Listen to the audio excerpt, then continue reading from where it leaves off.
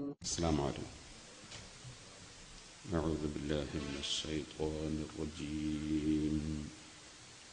بسم الله الرحمن الرحيم. الحمد لله رب العالمين.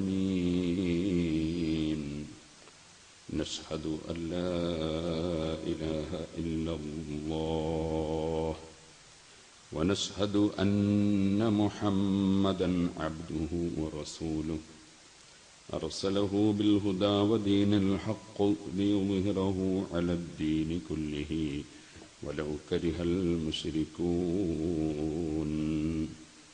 اللهم صل وسلم وبارك على رسولك وحبيبك سيدنا محمد وعلى آل وصحاب سيدنا ومولانا محمد وعلى جميع الأنبياء والمرسلين ومن اقتدى بهديهم إلى يوم الدين.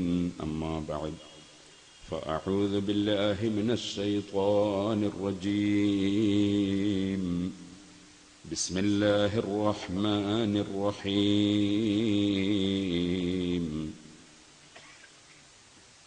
وإن طائفتان من المؤمنين اقتتلوا فأصلحوا بينهما فإن بغت إحداهما على الأخرى فقاتلوا التي تبغي حتى تفيء إلى أمر الله فإن فاءت فأصلحوا بينهما بالعدل وأقسطوا إن الله يحب المقسطين.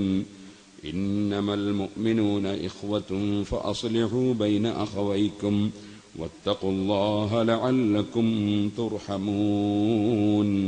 صدق الله العلي العظيم. صدق وبلغ رسوله النبي الكريم. ونحن على ذلك من الشاهدين الشاكرين والحمد لله رب العالمين.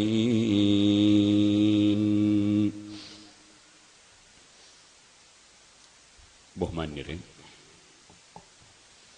അല്ലാഹുവിൻ്റെ മഹത്തായ അനുഗ്രഹം കൊണ്ട് ഐക്യവും മഹല്ലും എന്ന ഒരു വിഷയത്തെ സംബന്ധിച്ച് ഒരു പ്രഭാഷണം നടത്തുകയാണ് ഉദ്ദേശിച്ചിട്ടുള്ളത്.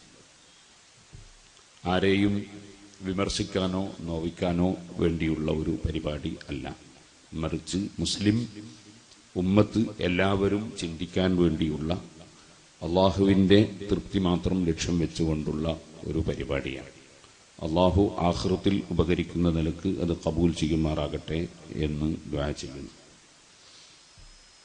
രണ്ട് വിഷയമാണ് ഒരു വിഷയത്തിൽ ഉൾക്കൊള്ളുന്നത്. ഒന്ന് ഐക്യമാണ്, മറ്റൊന്ന് മഹല്ലാണ്. ആദ്യമായി ഐക്യത്തെ സംബന്ധിച്ചാണ് സംസാരിക്കുന്നത്.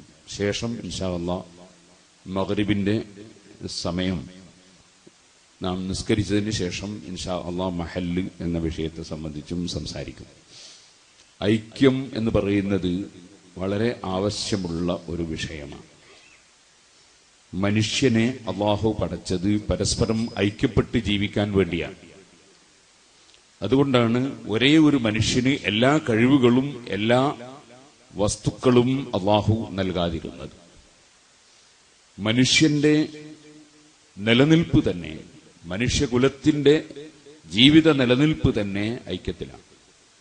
എല്ലാവർക്കും അറിയാം, ആദം അലൈഹിസ്സലാത്തു വസ്സലാമിനെ സൃഷ്ടിക്കപ്പെട്ടപ്പോൾ ആദം അലൈഹിസ്സലാത്തു വസ്സലാമിന് സ്വർഗത്തിൽ ജീവിതം ഉണ്ടായിരുന്നുവെങ്കിലും സമാധാനവും സന്തോഷവും ലഭിക്കാൻ ഒരാൾ കൂടി വേണം എന്ന താല്പര്യം ഉണ്ടായിട്ടുണ്ട്. അങ്ങനെയാണ് ഹവ്വ റളിയല്ലാഹു അൻഹയെ അല്ലാഹു സൃഷ്ടിച്ചു കൊടുത്തത്. ആ ദമ്പതികളുടെ ഐക്യമാണ് മനുഷ്യ സമുദായത്തിന് തന്നെ ഇവിടെ ജന്മം നൽകി വിശാലമായി കോടിക്കണക്കിന് ജനങ്ങളുണ്ടാകാൻ കാരണമായി. ഇന്നും ഭാര്യയും ഭർത്താവും തമ്മിൽ ഐക്യപ്പെട്ടാൽ മാത്രമേ ഇവിടെ ശരിയായ മനുഷ്യകുലം നിലനിൽക്കുകയുള്ളൂ എന്നത് നമുക്ക് അറിയാം. ഇനി അവിടുന്ന് അങ്ങോട്ട് നിങ്ങൾ ഏത് വിഷയം എടുത്തോളൂ. നമ്മുടെ നാട്ടിലൊക്കെ ധാരാളം തെങ്ങുകൾ ഉണ്ട്. ഈ തെങ്ങ് കൃഷിയിൽ നിന്ന് നമുക്ക് ലഭിക്കുന്ന തേങ്ങ അത് പല രാജ്യക്കാരും കൊണ്ടുപോയി അത് ഉപയോഗപ്പെടുത്തുകയാണ്. പാലക്കാട്ടുകാർ വളരെ അധ്വാനിച്ചുണ്ടാക്കുന്ന നെല്ല്, അതുപോലെ മറ്റ് നാട്ടുകാരുണ്ടാക്കുന്ന നെല്ല് നാം നമ്മുടെ ഭക്ഷണത്തിനു വേണ്ടി ഉപയോഗിക്കുകയാണ്. ഇതുപോലെ പെട്രോളും ഡീസലുമൊക്കെ അല്ലാഹു തആല നൽകിയത് ഒരു നാട്ടിലായിരിക്കാം. അത് ഇങ്ങോട്ട് കൊണ്ടുവന്നില്ലെങ്കിൽ നമ്മുടെ വണ്ടികൾ ഓട്ടാൻ കഴിയില്ല. എന്നാൽ ഭക്ഷ്യവസ്തുക്കൾ പലപ്പോഴും നമ്മുടെ നാട്ടിൽ നിന്ന് അത്തരം നാട്ടിലേക്ക് തിരിച്ചു കൊണ്ടുപോവുകയായിരിക്കാം. അവരുടെ ഭക്ഷണം നാം കൊടുക്കുന്നു, നമ്മുടെ വാഹനത്തിന്റെ ഭക്ഷണം അവരിങ്ങോട്ട് തരുന്നു. ഇങ്ങനെ ലോകത്ത് പരിശോധിച്ചാൽ കാപ്പിയും ചായയുമൊക്കെ ലഭിക്കാൻ വയനാട്ടുകാരെ ആശ്രയിക്കേണ്ടി വരും. എന്നാൽ മത്സ്യം വയനാട്ടുകാർക്ക് ലഭിക്കണമെങ്കിൽ കടലോര പ്രദേശത്തുള്ളവരെ അവരും ആശ്രയിക്കേണ്ടി വരും. ഇല്ലെങ്കിൽ അവർക്ക് മത്സ്യം ലഭിക്കുകയില്ല. അങ്ങനെ ലോകത്തിന്റെ വിവിധ തലങ്ങളിൽ ജീവിക്കുന്ന ജനങ്ങളെ, അതിൽ പല ഭാഷക്കാരും പല മതക്കാരും മതമില്ലാത്തവരും മതമുള്ളവരും മതത്തിൽ തന്നെ വ്യത്യസ്ത വീക്ഷണങ്ങളുള്ളവരും എല്ലാം ഉണ്ടാകും. എല്ലാ മനുഷ്യരുടെയും പരസ്പര സഹകരണം, ആ പരസ്പര സഹകരണം ഉണ്ടാകുമ്പോഴാണ് മനുഷ്യന് ഇവിടെ സ്വസ്ഥമായി ജീവിക്കാൻ സാധിക്കുന്നത്. ഇത് എല്ലാ മനുഷ്യരും അറിഞ്ഞിരിക്കേണ്ട ഒരു വിഷയമാണ്. മനുഷ്യർ തമ്മിൽ മാനുഷിക ഐക്യം വേണം. ചേലക്കാടും പരിസരങ്ങളിലും മാനുഷിക ഐക്യത്തെ സംബന്ധിച്ച് പ്രസംഗിക്കണമെന്ന് ഏകദേശം കഴിഞ്ഞ പഞ്ചായത്ത് തെരഞ്ഞെടുപ്പ് കഴിഞ്ഞ അന്ന് മുതലേ ഞാൻ ഉദ്ദേശിക്കാറുണ്ട്. മനുഷ്യർ പരസ്പരം ഐക്യത്തിൽ ജീവിക്കണം. അവിടെ മതവ്യത്യാസമില്ല, അതുപോലെ തന്നെ പാർട്ടി വ്യത്യാസമില്ല. മറിച്ച് എല്ലാ മതക്കാരും എല്ലാ പാർട്ടിക്കാരും മതമുള്ളവരും ഇല്ലാത്തവരും മനുഷ്യർ എന്ന നിലക്ക് ഒന്നാണ്. മനുഷ്യന്റെ പൊതുകാര്യത്തിൽ എല്ലാവരും യോജിക്കണം. പൊതുകാര്യത്തിൽ യോജിക്കേണ്ടതില്ലാത്ത ഒരു കക്ഷിയും മനുഷ്യരുടെ കൂട്ടത്തിൽ ഇല്ല. കാരണം എല്ലാവരുടെയും സഹകരണം കൊണ്ടാണ് നാം ജീവിക്കുന്നത്. ഏതെങ്കിലും ഒരു വിഭാഗത്തെ അതിൽ നിന്ന് മാറ്റി നിർത്താൻ കഴിയില്ല. ഞാൻ ഇന്ന് ഉച്ചക്ക് കഴിച്ച ഊണ് അത് ഏത് മതക്കാരൻ കൃഷി ചെയ്തതാണ് എന്ന് എനിക്കറിയില്ല. ഏത് പാർട്ടിക്കാരന്റെ കടയിൽ നിന്നാണ് കൊണ്ടുവന്നത് എന്ന് ഞാൻ അറിയില്ല. ഏത് ആശയക്കാരനാണ് ആ നെല്ല് കുത്തി അരിയാക്കിയത് എന്ന് എനിക്കറിയില്ല. ആ നെല്ല് ഉൽപ്പാദിപ്പിക്കണമെങ്കിൽ തന്നെ കൃഷിയോഗ്യമായ വിധത്തിൽ ആ വയല് പാകപ്പെടുത്താൻ എത്രയോ തൊഴിലാളികൾ ചളിയിലും വെള്ളത്തിലും നിന്നിട്ടുണ്ടാകും. അവരുടെ മതമോ സംഘടനയോ എനിക്കറിയില്ല. ഇതെല്ലാവരുടെയും അവസ്ഥയാണ്. ഞാനൊരു ചെറിയ സൂചന മാത്രം പറയുകയാണ്. മനുഷ്യരെല്ലാവരും സഹകരിക്കുമ്പോഴാണ് മനുഷ്യർക്ക് ഇവിടെ ജീവിക്കാൻ കഴിയുന്നത്. മനുഷ്യർ അവർ ഉന്നത ജീവിയാണ്, മറ്റ് മൃഗങ്ങളെ പോലെയല്ല. മൃഗങ്ങൾക്ക് വിശേഷ ബുദ്ധിയില്ല. അതുകൊണ്ട് തന്നെ മൃഗങ്ങൾ പരസ്പരം മാന്തിക്കൊണ്ടേയിരിക്കും. പൂച്ചയുടെ സ്വഭാവം അങ്ങനെയാണ്. നായയുടെ സ്വഭാവം കുരച്ചുകൊണ്ടിരിക്കുന്ന സ്വഭാവമാണ്. കുറുക്കന്റെ സ്വഭാവം കൂക്ക് വിളിക്കുന്ന സ്വഭാവമാണ്. കാളയുടെ സ്വഭാവം കുത്തിക്കൊണ്ടിരിക്കുന്ന സ്വഭാവമാണ്. ഉറുമ്പിന്റെ സ്വഭാവം കടിക്കുക എന്ന സ്വഭാവമാണ്. പാമ്പിന്റെ സ്വഭാവം വിഷം ചീറ്റുക എന്ന സ്വഭാവമാണ്. ഇതൊന്നും മനുഷ്യ സ്വഭാവത്തിൽ ഉണ്ടാകേണ്ട വിഷയങ്ങളല്ല. മനുഷ്യർ എല്ലാവരും പരസ്പരം നല്ല കാര്യത്തിൽ സഹകരിക്കേണ്ടവരാണ്. മനുഷ്യർ എല്ലാവരും പരസ്പരം ആദരിക്കേണ്ടവരാണ്.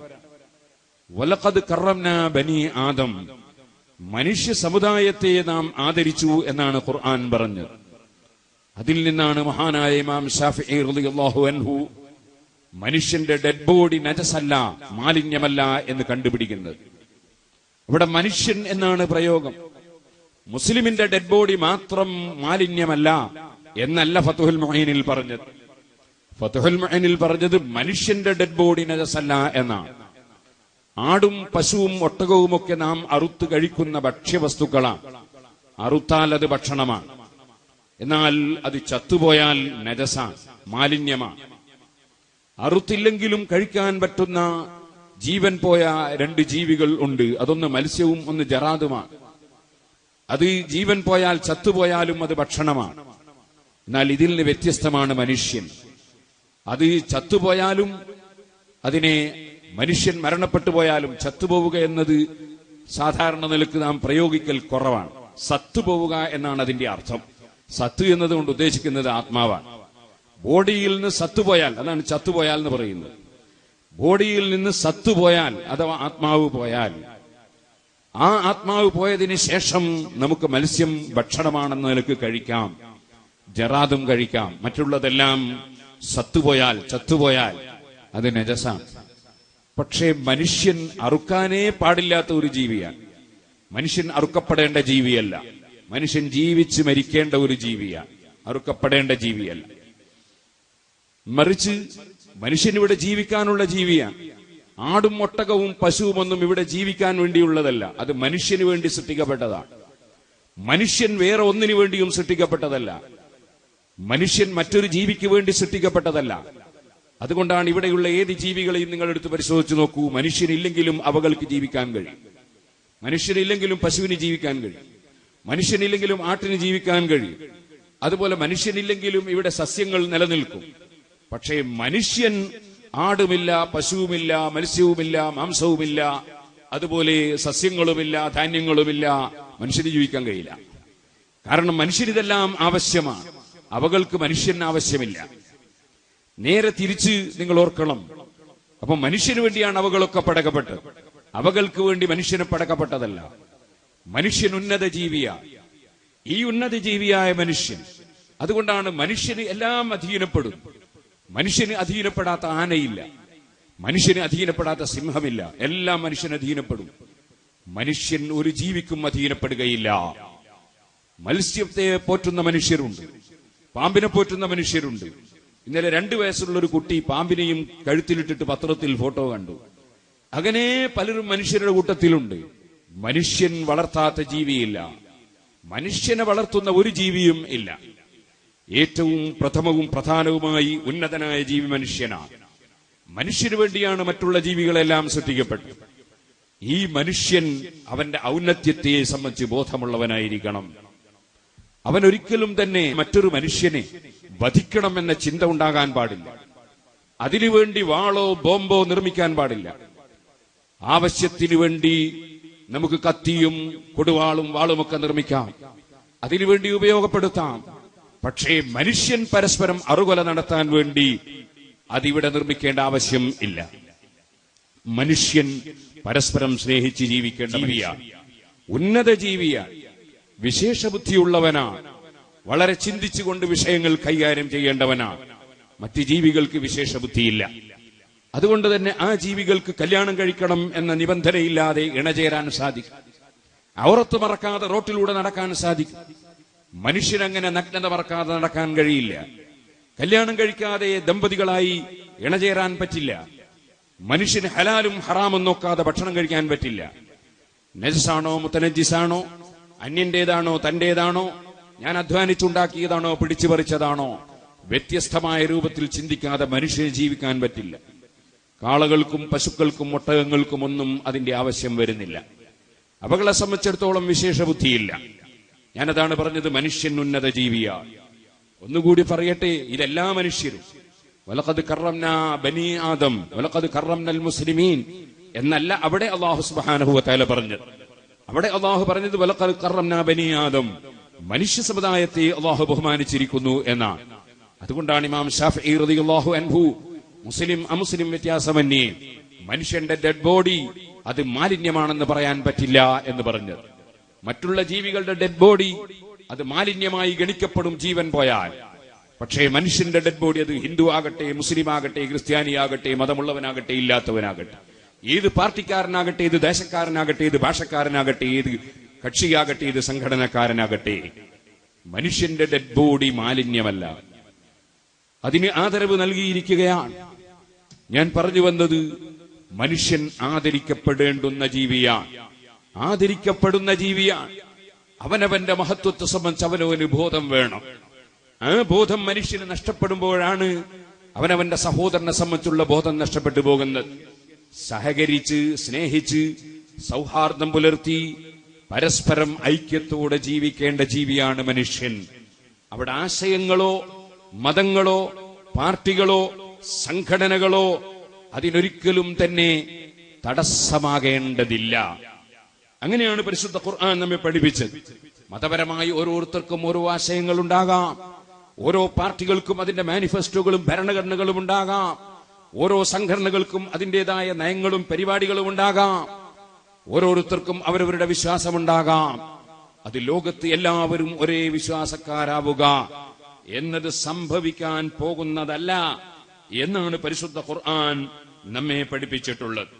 ഖുർആൻ വ്യക്തമായി തന്നെ പറഞ്ഞു, ഈ ലോകത്തുള്ള എല്ലാ മനുഷ്യരും ഒരേ കക്ഷികളാവുക, അങ്ങനെ ഒരു സംഭവം ഇവിടെ ഉണ്ടാകാൻ പോകുന്നില്ല. വലൗ ശാഅ റബ്ബുക ലആമന മൻ ഫിൽ അർദ് വലൗ ശാഅ റബ്ബുക, അല്ലാഹു സുബ്ഹാനഹു വ തആല ഉദ്ദേശിക്കുകയാണെങ്കിൽ ലആമന മൻ ഫിൽ അർദ് കുല്ലുഹും ജമീഅ, എല്ലാവരും ശരിയായ വിശ്വാസക്കാരാവുകയായിരുന്നു. അല്ലാഹു അങ്ങനെ ഉദ്ദേശിച്ചിട്ടില്ല. അല്ലാഹു എല്ലാവരോടും ശരിയായ വിശ്വാസക്കാരാകാൻ നിർദ്ദേശിച്ചിട്ടുണ്ട്, കൽപ്പിച്ചിട്ടുണ്ട്, തെളിവുകൾ പറഞ്ഞു കൊടുത്തിട്ടുണ്ട്, തെളിവുകളിലേക്ക് ജനങ്ങളെ ക്ഷണിച്ചിട്ടുണ്ട്, ക്ഷണിക്കാൻ പ്രവാചകന്മാരെയും പണ്ഡിതന്മാരെയും ഏൽപ്പിച്ചിട്ടുണ്ട്. പക്ഷേ എല്ലാവരും ഒരേ വിശ്വാസക്കാരാവുക എന്നത് അല്ലാഹു ഉദ്ദേശിച്ചിട്ടില്ല. അവൻ ഉദ്ദേശിച്ചത് മാത്രമേ ഇവിടെ സംഭവിക്കുകയുള്ളൂ, അല്ലാത്തത് സംഭവിക്കുകയില്ല. അതുകൊണ്ട് തന്നെ എല്ലാ മനുഷ്യരും ഒരേ വിശ്വാസക്കാരാവുക എന്നത് ഇവിടെ സംഭവിക്കില്ല. ഖുർആൻ പറയാണ്, വലൗ ശാഅ റബ്ബുക ലആമന മൻ ഫിൽ അർളി കുല്ലുഹും ജമീഅ, നിങ്ങളുടെ നാഥൻ ഉദ്ദേശിച്ചിരുന്നുവെങ്കിൽ ലആമന മൻ ഫിൽ അർളി കുല്ലുഹും ജമീഅ, ഈ ഭൂമിയിലുള്ള എല്ലാവരും നിങ്ങൾ വിശ്വസിക്കുന്ന അതേ വിശ്വാസക്കാർ, ശരിയായ വിശ്വാസക്കാരാകുമായിരുന്നു. അഫ അൻത തുക്രിഹുന്നാസ ഹത്താ യകൂനൂ മുഅ്മിനീൻ. അഫ അൻത തുക്രിഹുന്നാസ്, ജനങ്ങളെ നിങ്ങൾ നിർബന്ധിക്കുകയോ, ഹത്താ യകൂനൂ മുഅ്മിനീൻ, അവരെല്ലാവരും നിങ്ങൾ വിശ്വസിക്കുന്ന അതേ വിശ്വാസക്കാരാകാൻ? അങ്ങനെ ഒരു പരിപാടിയെ ഇസ്ലാമിലില്ല, അങ്ങനെ ഒരു വിഷയമേ ഇസ്ലാമിലില്ല. ആരെയും നിർബന്ധിക്കേണ്ടതില്ല. അതേസമയത്ത് എല്ലാവർക്കും കാര്യം പറഞ്ഞ് മനസ്സിലാക്കി കൊടുക്കാൻ വേണ്ടി ശ്രമിക്കണം. കാര്യം അതിന്റെ യാഥാർത്ഥ്യം ബുദ്ധിപരമായ നിലക്ക്, സൗമ്യമായ നിലക്ക് പറഞ്ഞു കൊടുക്കണം. ഉദൂ ഇലാ സബീലി റബ്ബിക ബിൽ ഹിക്മതി വൽ മൗഇദത്തിൽ ഹസന വജാദിൽഹും ബില്ലതി ഹിയ അഹ്സൻ. ബുദ്ധിപരമായി, ശാസ്ത്രീയമായി, മനുഷ്യനെ സൗമ്യമായി കാര്യങ്ങൾ പറഞ്ഞുകൊടുത്ത് സത്യത്തിലേക്ക്, നന്മയിലേക്ക് ജനങ്ങളെ ക്ഷണിക്കണം. നല്ല ഉപദേശങ്ങൾ എല്ലാവർക്കും നൽകണം. ഇവിടെ വിവേചനങ്ങളൊന്നുമില്ല. അതാണ് ഇസ്ലാമിക ദഅവത്ത്, ഇസ്ലാമിക പ്രബോധനം. ഏറ്റവും വലിയ പ്രബോധനം നടക്കുന്നത് പള്ളിയിലാണ്. അത് ഈ ബാങ്കിന്റെ വാചകം കണ്ടില്ലേ? അല്ലാഹു അക്ബർ, അല്ലാഹു വലിയവനാണ്. ആർക്കും തർക്കത്തിന് അവകാശമില്ലാത്തൊരാശയം. ഈ ആകാശങ്ങളും ഭൂമികളും സൂര്യനും ചന്ദ്രനും നക്ഷത്രങ്ങളും, ഉറുമ്പുകൾ മുതൽ ആനകൾ വരെ, പരലുകൾ മുതൽ തിമിംഗലങ്ങൾ വരെ, സർവ്വ മത്സ്യങ്ങളെയും സസ്യങ്ങളെയും സർവ്വജീവികളെയും സൃഷ്ടിച്ച സത്താവായ അല്ലാഹു വലിയവനാണ്. അതാരും തർക്കിക്കേണ്ടതില്ല. പള്ളിയിലെ പ്രസിഡന്റോ സെക്രട്ടറിയോ ഖജാൻജിയോ ഇമാമോ ഖതീബോ ഖാദിയോ മുഅദ്ദിനോ വലിയ ആളാണ് എന്ന് പള്ളിയിൽ വെച്ച് വിളിച്ചു പറയുന്നില്ല. അല്ലാഹു വലിയവനാണ്. എത്ര വലിയ പണ്ഡിതൻ സ്റ്റേജിൽ കയറി വരുമ്പോഴും പണ്ഡിതൻ വലിയവനാണെന്ന് വിളിച്ചു പറയുന്നില്ല. അല്ലാഹു അക്ബർ, അല്ലാഹു വലിയവനാണ്. വലിയവൻ ഒന്നേ ഉള്ളൂ, അവനാണ് അല്ലാഹ്. അത് സമ്മതിക്കാതെ നിർവാഹമില്ല. പ്രസംഗിക്കുന്ന പണ്ഡിതന്, പ്രസംഗിക്കുന്ന വ്യക്തിക്ക്, അതുപോലെ പ്രസംഗിക്കുന്ന നേതാവിന്, പ്രസംഗിക്കുന്ന ആൾക്ക് അവന്റെ പ്രസംഗം തീരുന്നത് വരെ ആയുസ്സുണ്ടോ ഇല്ലേ എന്ന് ചോദിച്ചാൽ ഉണ്ടെന്നോ ഇല്ലെന്നോ പറയാൻ വിവരമില്ല. പ്രസംഗിക്കുന്ന പണ്ഡിതന് അവനവന്റെ ആയുസ്സിനെ കുറിച്ച് പറയാൻ വിവരമില്ല, അടുത്ത നിമിഷത്തെക്കുറിച്ച് പറയാൻ വിവരമില്ല, അവനവന്റെ ശരീരത്തിന്റെ ആരോഗ്യത്തെക്കുറിച്ച് പറയാൻ വിവരമില്ല. അപ്പോൾ വിവരത്തിന്റെ പേരിൽ ആരും അഹങ്കരിക്കേണ്ടതില്ല. പണത്തിന്റെ പേരിൽ ഒരാളും അഹങ്കരിക്കേണ്ടതില്ല. എന്റെ പണം ഞാൻ മരിക്കുന്നത് വരെ നിലനിൽക്കുമോ, അല്ല എന്റെ സന്താനങ്ങൾക്ക് ഉപകരിക്കുമോ പറയാൻ പറ്റുന്ന ഒരൊറ്റ പണക്കാരനുമില്ല. അധികാരമുള്ളവൻ അധികാരത്തിന്റെ പേരിൽ അഹങ്കരിക്കേണ്ടതില്ല. കാരണം അധികാരം എത്ര ദിവസം എത്ര സമയമെന്നറിയില്ല. രാജ്യത്തെ കിടുകിട വിറപ്പിച്ച പല രാജാക്കന്മാരും പിന്നീടതാ അവരവരുടെ വസ്ത്രം അലക്കുന്നത് നാം കണ്ടിട്ടുണ്ട്. അവര് തന്നെ പട്ടിണി കിടക്കുന്നത് കണ്ടിട്ടുണ്ട്. അവര് തന്നെ തൂക്കിലേറ്റപ്പെടുന്നത് കണ്ടിട്ടുണ്ട്. അവര് തന്നെ പലതും പലതുമാകുന്നത് കണ്ടിട്ടുണ്ട്. അധികാരത്തിന്റെ പേരിൽ ആരും അഹങ്കരിക്കേണ്ടതില്ല, പണത്തിന്റെ പേരിൽ ആരും അഹങ്കരിക്കേണ്ടതില്ല, പാണ്ഡിത്യത്തിന്റെ പേരിൽ ആരും അഹങ്കരിക്കേണ്ടതില്ല. ഒരു ഡോക്ടർക്ക് അല്പം ശാരീരികമായ വിവരമുണ്ടാകാം, പക്ഷേ ബിൽഡിങ്ങിനെ കുറിച്ച് അദ്ദേഹത്തിനൊന്നും അറിയില്ല. അതിന് എഞ്ചിനീയറുടെ സഹായം വേണം. എഞ്ചിനീയർക്ക് ഒരു പക്ഷേ ആ വിഷയത്തിൽ വിവരമുണ്ടാകാം, പക്ഷേ സ്വന്തം ശരീരത്തെക്കുറിച്ച് വിവരമില്ല. അതിന് ഡോക്ടറുടെ സഹകരണം വേണം. ഇവര് രണ്ടാളും തമ്മിലൊരു പ്രശ്നം വന്നാൽ കേസ് കൊടുക്കേണ്ടത് എങ്ങനെ? അതിന് വക്കീലിന്റെ സഹായം വേണം. ഈ മൂന്നാൾക്കും ഒരു മസല ചോദിക്കേണ്ടി വന്നാൽ പണ്ഡിതന്റെ സഹായം വേണം. പണ്ഡിതനൊരു പ്രശ്നം വരുമ്പോൾ ഇപ്പറഞ്ഞ മൂന്നാളും വേണം. അങ്ങനെ ലോകത്ത് മുഴുവൻ ആളുകളെയും പരസ്പരം സഹകരിപ്പിച്ചും ആരും തികഞ്ഞവരില്ല. തികഞ്ഞവനൊന്നേ ഉള്ളൂ, അവനാണ് അല്ലാഹ്. അല്ലാഹു അക്ബർ, അല്ലാഹ് വലിയവനാണ്. അതാണ് പള്ളിയിൽ വെച്ച് വിളിച്ചു പറയപ്പെടുന്നത് 6 പ്രാവശ്യം ഒരു നേരം, ഒരു ദിവസം. അതേ 30 പ്രാവശ്യം അങ്ങനെ ബാങ്കിലും, അതേ സമയത്ത് 20 പ്രാവശ്യം ഇഖാമത്തിലും 50 പ്രാവശ്യം വിളിച്ചു പറയുന്ന വാക്ക് അല്ലാഹു അക്ബർ, അല്ലാഹ് വലിയവനാണ്. പ്രസവിക്കപ്പെട്ട ഉടനെ ചെവിട്ടിൽ പറയുന്നതും അത് തന്നെയാണ്, അല്ലാഹ് വലിയവനാണ്, അല്ലാഹു അക്ബർ. രണ്ടാമത്തെ വാചകം ശ്രദ്ധിച്ചോ നിങ്ങൾ. ഒരു പ്രകോപനവുമില്ല, നിർബന്ധവുമില്ല. ഇശ്ഹദ് അല്ലാ ഇലാഹ ഇല്ലല്ലാഹ്, അല്ലാഹയല്ലാതെ ആരാധനക്കർഹനില്ല.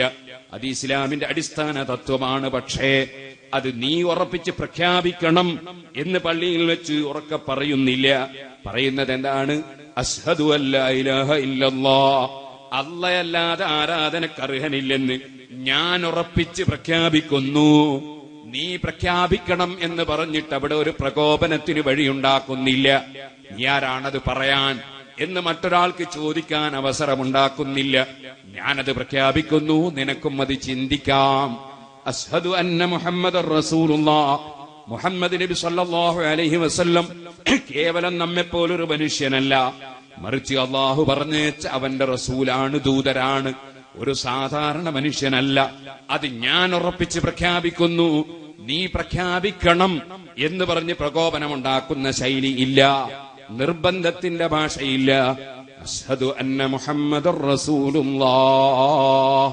അടുത്ത വാചകം ശ്രദ്ധിച്ചോ നിങ്ങൾ. ഹയ്യാലസ് സലാഹ്, പ്രാർത്ഥനയിലേക്ക് വരൂ, എല്ലാവരെയും ക്ഷണിക്കുന്നു, വിവേചനം ഇല്ല. ഈ പരിപാടി സംഘടിപ്പിക്കുന്ന സംഘാടകരോട് ഞാൻ പറഞ്ഞു, എല്ലാവരെയും ക്ഷണിക്കണം, ഒരു വിവേചനവും നമുക്കില്ല, ഒരു മഹല്ലിലും ഇല്ല. ഹയ്യാലസ് സലാഹ്, വരുന്നവർക്ക് വരാം, അല്ലാത്തവർക്ക് വരാതിരിക്കാം, സ്വാതന്ത്ര്യമുണ്ട്. ഹയ്യാലസ് സലാഹ്, ഇസ്ലാമിന്റെ ദഅവത്ത്, അതിന്റെ പ്രബോധന രീതിയാണത്. എല്ലാവരെയും ക്ഷണിക്കുന്നു. ഹയ്യാലൽ ഫലാഹ്, വിജയത്തിലേക്ക് വരൂ, എല്ലാവരെയും ക്ഷണിക്കുന്നു. വലത്തോട്ട് തിരിഞ്ഞിട്ടാണ് ആ വാചകം 2 തവണ പറയുന്നത്. വലത്തോട്ട് മാത്രം തിരിഞ്ഞാൽ പോരാ, ഇടത്തോട്ടും തിരിഞ്ഞ് പറയണം. ഹയ്യാലൽ ഫലാഹ്, വലത്തും ഇടത്തും വിവേചനം ഇല്ല. ഇസ്ലാമിന്റെ ദഅവത്ത് എല്ലാ ഭാഗത്തേക്കുമാണ്. വലത്തോട്ടുമുണ്ട് പ്രബോധനം, ഇടത്തോട്ടുമുണ്ട് പ്രബോധനം, 2 ഭാഗത്തേക്കും തിരിഞ്ഞുകൊണ്ടാണ്. ഹയ്യാലസ് സലാഹ്, ഹയ്യാലസ് സലാഹ്, ഹയ്യാലൽ ഫലാഹ്, ഹയ്യാലൽ ഫലാഹ്. ഇടത്തോ വലത്തോ വ്യത്യാസമില്ലാതെ ഇസ്ലാമിന്റെ പ്രബോധന രീതിയാണ്, വിവേചനമില്ലാത്ത പ്രബോധനം. എല്ലാവരെയും ക്ഷണിക്കുന്നു അതിന്റെ സുന്ദരമായ ആശയത്തിലേക്ക്. അല്ലാഹു അക്ബർ, അല്ലാഹു അക്ബർ. ആരും വന്നാലും വന്നില്ലെങ്കിലും ആദ്യം പറഞ്ഞതിന് മാറ്റമില്ല. അല്ലാഹ് വലിയവനാണ്, അല്ലാഹ് വലിയവനാണ്.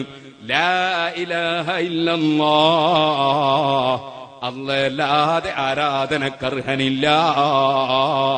അത് വസ്തുതയാണ്, അത് പറയുകയാണ്, പ്രകോപനത്തിന്റെ ശൈലിയില്ല. ഇതുകൊണ്ടാണ് ഈ ബാങ്കിനെ സംബന്ധിച്ച് അല്ലാഹുമ്മ റബ്ബ ഹാദിഹി ദഅവത്തി താമ്മ, പരിപൂർണമായ ഈ പ്രബോധനത്തിന്റെ റബ്ബായ അല്ലാഹുവേ. പ്രബോധനം, പണ്ഡിതന്മാരെ കർത്തവ്യം പ്രബോധനമാണ്. പ്രവാചകന്മാരുടെ അനന്തരക്കാരാണവർ. പ്രവാചകന്മാർക്ക് നിർദ്ദേശം പ്രബോധനമാണ്.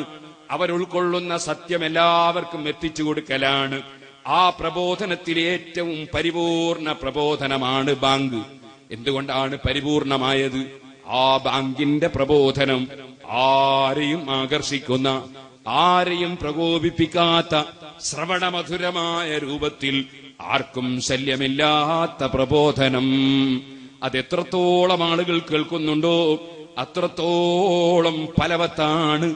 എത്രത്തോളം കേൾക്കുന്നുണ്ടോ അവിടുന്നെല്ലാം പിശാച് ഓടുകയാണ്. പിശാച് എപ്പോഴും മനുഷ്യനെ പരസ്പരം തെറ്റിക്കാൻ ശ്രമിക്കുന്നവനാണ്. ഇന്നമാ യുരീദു ശൈത്വാനു അൻ യുഖിയ ബൈനകുമുൽ അദാവത വൽ ബഗ്ളാ. ശത്രുത കൊണ്ടുവരികയാണ്, പരസ്പരം നിങ്ങളെ കോപിപ്പിച്ച് നിങ്ങളെ പരസ്പരം തെറ്റിക്കുകയാണ് പിശാച് ഉദ്ദേശിക്കുന്നതെന്ന് ഖുർആൻ പറയുന്നു. നിങ്ങൾ തെറ്റിപ്പോകരുത്, നിങ്ങൾ തെറ്റിപ്പോകരുത്. പിശാചിന്റെ പ്രവർത്തനമാണ്. എത്രത്തോളം പിശാചിനെ അകറ്റാൻ കഴിയുമോ നിങ്ങൾ അകറ്റിക്കൊണ്ടേയിരിക്കണം. നിങ്ങൾക്ക് ദേഷ്യം വന്നാൽ അഊദു ബില്ലാഹി മിനശ് ശൈത്വാനിർ റജീം, പിശാചിൽ നിന്ന് കാവല് ചോദിക്കണം. ഇരിക്കുമ്പോൾ വെറുപ്പ് പിടിച്ചാൽ അതേ നിൽക്കണം, നിൽക്കുമ്പോൾ വെറുപ്പ് പിടിച്ചാൽ ഇരിക്കണം, എന്നിട്ടും വെറുപ്പ് പിടിച്ചാൽ കിടക്കണം, അല്ലെങ്കിൽ സ്ഥലം മാറിക്കളയണം, ഒതുവെടുക്കണം. ഇതിന്റെ എല്ലാം പുറമെ ദേഷ്യം പിടിച്ച് ചൂടായവൻ അവന്റെ ചെവിട്ടിൽ ബാങ്ക് കൊടുക്കണം. ഫതുഹുൽ മുഈൻ. ദേഷ്യം പിടിച്ചവന്റെ ചെവിട്ടിൽ ബാങ്ക് കൊടുക്കണം. കാരണം പിശാച് ഓടണം. പിശാച് ഓടാനുള്ള കാരണമാണ് ബാങ്ക്. കാരണം അത് പരിപൂർണമായ ദഅവത്താണ്, അദ്ദഅവത്തു താമ്മ. അതുകൊണ്ട് തന്നെ ബാങ്ക് കൊടുക്കുമ്പോൾ ചെവിട്ടിൽ കൈവെക്കണം, ശബ്ദം വളരെ ഉയരത്തിൽ കിട്ടാൻ വേണ്ടിയാ. സഹോദരന്മാര്, ഉയർന്ന സ്ഥലത്ത് വെച്ചാകല് സുന്നത്തുണ്ട്, ധാരാളം ആളുകൾ കേൾക്കാൻ വേണ്ടിയാണ്. അങ്ങനെ ബാങ്ക് അത് ഏറ്റവും പരിപൂർണമായ പ്രബോധനമാണ്. ആ ബാങ്കിന്റെ ശൈലിയിലാണ് പ്രബോധനങ്ങൾ നടക്കേണ്ടത്. അപ്പൊ ആർക്കും ആരെയും നിർബന്ധിക്കേണ്ട വിഷയം ഇല്ല. വലൗ ശാഅ റബ്ബുക ലആമന മൻ ഫിൽ അർളി കുല്ലുഹും ജമീഅ അഫഅൻത തുക്രിഹു الناس ഹത്താ യകൂനു മുഅ്മിനീൻ. ജനങ്ങളെ മുഅ്മിനീങ്ങളാകാൻ നിങ്ങൾ നിർബന്ധിക്കുകയോ? അങ്ങനെ നിർബന്ധിച്ചു കൊണ്ടുവരുന്ന ഒരു പ്രസ്ഥാനമല്ല ഇസ്ലാം, മറിച്ച് വളരെ സുന്ദരമായ വിശാലമായ കാഴ്ചപ്പാട്. ആ പരിശുദ്ധ ഇസ്ലാം മുഴുവൻ മതക്കാരോടും മതമില്ലാത്തവരോടും സർവ കക്ഷികളോടും സൗഹാർദ്ദത്തിലും സഹകരണത്തിലും ജീവിക്കാൻ പഠിപ്പിച്ചു. ഇവിടെ പൊതു കാര്യങ്ങളിലെല്ലാം മാനുഷിക ഐക്യം വേണം. ഈ അടുത്ത് കണ്ണൂരിൽ ഒരു വലിയ ദുരന്തമുണ്ടായി. ദുരന്തത്തിൽ മരണപ്പെട്ടുപോയ മുഅ്മിനീങ്ങൾക്ക് അല്ലാഹു ആഖിറത്തിൽ സവാബ് നൽകുമാറാകട്ടെ. ദുരന്തത്തിൽ പ്രയാസപ്പെടുന്ന കുടുംബങ്ങൾക്ക് ഏത് കക്ഷികളാണെങ്കിലും അല്ലാഹു അവർക്ക് മനസ്സമാധാനവും ഐശ്വര്യവും നൽകട്ടെ. അപകടത്തിൽപ്പെട്ടവർക്ക് അല്ലാഹു തആല രക്ഷ നൽകട്ടെ. സുഹൃത്തുക്കളെ, ഒരു ദുരന്തം വന്നാൽ ആ ദുരന്തത്തെ നേരിടുന്നതിൽ അവിടെ ഒരു പാർട്ടിയും ഒരു മതവും നോക്കേണ്ടതില്ല, ഒരാശയവും നോക്കേണ്ടതില്ല. എല്ലാവരും സഹകരിക്കണം. പലരും പറയും പൊതുകാര്യത്തിൽ പുറംതിരിഞ്ഞു നിൽക്കരുത്, പൊതുകാര്യത്തിൽ സഹകരിക്കണം, പൊതുകാര്യത്തിൽ ഐക്യത്തിലാകണം. അതിൽ ആർക്കും തർക്കമുണ്ടാകാൻ പാടില്ല. ഒരിക്കലും തന്നെ തർക്കമുണ്ടാകുന്ന ഒരു വിഷയവുമല്ല. പൊതുകാര്യത്തിൽ എല്ലാ മതക്കാരും മതമുള്ളവരും ഇല്ലാത്തവരും ഒക്കെ പൊതുകാര്യത്തിൽ സഹകരിക്കണം. പക്ഷെ മതകാര്യം വരുമ്പോൾ ഓരോ മതക്കാർക്ക് ഓരോ മതങ്ങളും, മതമില്ലാത്തവർക്ക് മതമില്ല എന്ന മതമുണ്ട്. ഏത് കക്ഷികൾക്കും അവരവരുടെ ആശയം അനുസരിച്ച് പോകാം. അത് കൂട്ടിക്കലർത്തരുത്. അത് കൂട്ടിക്കലർത്തിയാൽ അപകടമേ സംഭവിക്കുള്ളൂ. അങ്ങനെയാണല്ലോ, എല്ലാ കാര്യവും എല്ലാ സ്ഥലത്തും പറ്റൂല. ഇസ്തിരിപ്പെട്ടി വളരെ നല്ലതാണ്. എന്തിന്? ചുളിഞ്ഞ ഷർട്ട്, ചുളിഞ്ഞ തലേക്കെട്ട്, ചുളിഞ്ഞ തുണിയൊക്കെ നിവർത്തിയെടുക്കാൻ വളരെ നല്ലതാണ് ഇസ്തിരിപ്പെട്ടി ചൂടാക്കി വെച്ചാൽ. പക്ഷേ ഉമ്മാമയുടെ മുഖം ചുളിഞ്ഞത് കണ്ടാൽ, അല്ലെങ്കിൽ ഉപ്പാപ്പന്റെ മുഖം ചുളിഞ്ഞത് കണ്ടാൽ അത് ഇസ്തിരിപ്പെട്ടി കൊണ്ട് ശരിയാക്കാമെന്നാരും ധരിക്കരുത്. കാരണം അത് ഇസ്തിരിപ്പെട്ടി നടക്കുന്ന വിഷയമല്ല. ഇസ്തിരിപ്പെട്ടി നടക്കേണ്ട വിഷയത്തിൽ ഇസ്തിരിപ്പെട്ടി എടുക്കണം. മറ്റുള്ളതിന് മറ്റുള്ള രൂപഭാവങ്ങൾ കാണും. ചിലതൊരിക്കലും പരിഹരിക്കാൻ കഴിയില്ല. പ്രായം ചെന്നിട്ട് മുഖം ചുളിഞ്ഞതാണെങ്കിൽ അത് പരിഹരിക്കാൻ ആരും മെനക്കെടേണ്ട ആവശ്യമില്ല. അത് പരിഹരിക്കാൻ കഴിയില്ല. പരിഹരിക്കാൻ കഴിയുന്നതേ പരിഹരിക്കാൻ കഴിയൂ എന്നതും നമ്മൾ ചിന്തിക്കണം. എല്ലാം പരിഹരിക്കാമെന്ന് ആരും ചിന്തിക്കരുത്. ചിലതൊക്കെ പരിഹരിക്കാൻ കഴിയും, ചിലത് പരിഹരിക്കാൻ കഴിയില്ല. പരിഹരിക്കാൻ കഴിയാത്തതാണ് തന്നെ ധരിക്കണം. അങ്ങനെ ധരിക്കണം. ഒരാൾക്ക് 5 ആമക്കളാണ്, അല്ലെ 10 പെമ്മക്കളാണ്. അത് പരിഹരിക്കാൻ നമ്മളെ കൊണ്ട് കഴിയില്ല. അള്ളാഹ് തന്നെ പരിഹരിച്ചു തരണം. അള്ളാഹു തന്നെ പരിഹരിച്ചു തരണം. ഇതുപോലെ ജനങ്ങൾക്കിടയിലുള്ള ഇണക്കം, അത് നീ വലൗ അൻഫഖ്ത മാ ഫിൽ അർളി, ഭൂമിയിലുള്ളത് അല്ലെങ്കിൽ എത്ര തന്നെ ചെലവഴിച്ചാലും, ഈ ലോകത്തുള്ള മുഴുവൻ വിഷയവും ചെലവഴിച്ചാൽ, ഉഹദ് പർവ്വതം പോലെ ചെലവഴിച്ചാലും, അതിലധികം ചെലവഴിച്ചാലും, ലമാ അല്ലഫ്ത ബൈനഹും, ആരെയും ഇണക്കാൻ കഴിയില്ല. ഇണക്കാൻ പിന്നെ ആര് ഇണക്കണം? വലാകിന്നല്ലാഹ അല്ലഫ ബൈന ഖുലൂബിഹിം. അല്ലാഹു സുബ്ഹാനഹു വ തആല അവനാണ് ജനങ്ങൾക്കിടയിൽ ഇണക്കം നൽകുന്നവൻ. പക്ഷെ ഏത് രോഗത്തിനും ചികിത്സകളുണ്ട്. ചികിത്സകൾ പല വിധത്തിലാണ്. എല്ലാ ചികിത്സയും ഒരുപോലെയല്ല. ഫിൽട്ടർ ചെയ്യാൻ വേണ്ടിയുള്ള പല പരിപാടികളുണ്ട്, ശുദ്ധീകരിക്കാനുള്ള പരിപാടി. അത് പല വിധത്തിലാണ്. ഫത്ഹുൽ മൊയ്നുദ്ദീൻ മുതഅല്ലിമീങ്ങൾക്കറിയാം, പല വിധത്തിലാണ്. ഒരു ചെറിയ ഉദാഹരണം: 2 കൊല്ലത്തിൽ കുറഞ്ഞൊരു വെള്ളം മുസ്തഅമലായി. 2 കൊല്ലത്തിൽ കുറഞ്ഞ ഒരു വെള്ളം മുസ്തഅമലായി. മുസ്തഅമൽ എന്ന് പറഞ്ഞാൽ ഫർളിൽ ഉപയോഗിക്കപ്പെട്ട വെള്ളത്തിനാണ് മുസ്തഅമൽ എന്ന് പറയും. അതായത് നമ്മൾ ജനാബത്ത് കുളിക്കാൻ വേണ്ടി ഉപയോഗിച്ച വെള്ളം, അല്ലെങ്കിൽ വുളൂഇൽ മുഖം കഴുകാൻ വേണ്ടി, കൈ കഴുകാൻ വേണ്ടി ഉപയോഗിച്ച വെള്ളം. അങ്ങനെ 2 കൊല്ലത്തിൽ കുറഞ്ഞ ഒരു വെള്ളം മുസ്തഅമലായി പോയി. അങ്ങനെ ഒരു ബക്കറ്റ് വെള്ളം തീർത്ത് മുസ്തഅമലായി, വേറൊരു ബക്കറ്റ് വെള്ളം അതും മുസ്തഅമലായി പോയി. അങ്ങനെ ഇത് 2 കൂടി കൂട്ടി നോക്കി. 2 കൂടി കൂട്ടി നോക്കുമ്പോൾ 2 കൊല്ലത്തില്ല, എന്നാൽ അത് ഉപയോഗിക്കാൻ പറ്റില്ല. എന്നാ പിന്നെ മൂന്നാമത്തെ ഒരു ബക്കറ്റ് വെള്ളം, അതും മുസ്തഅമൽ തന്നെ, ഉപയോഗിച്ച വെള്ളം തന്നെ, അതും കൂടി ഇതിലങ്ങോട്ട് ഒഴിച്ചപ്പോഴോ 2 കൊല്ലത്തായി. ഇനി അതുകൊണ്ട് ഒതു കൊടുക്കുന്നതിന് കുഴപ്പമില്ല.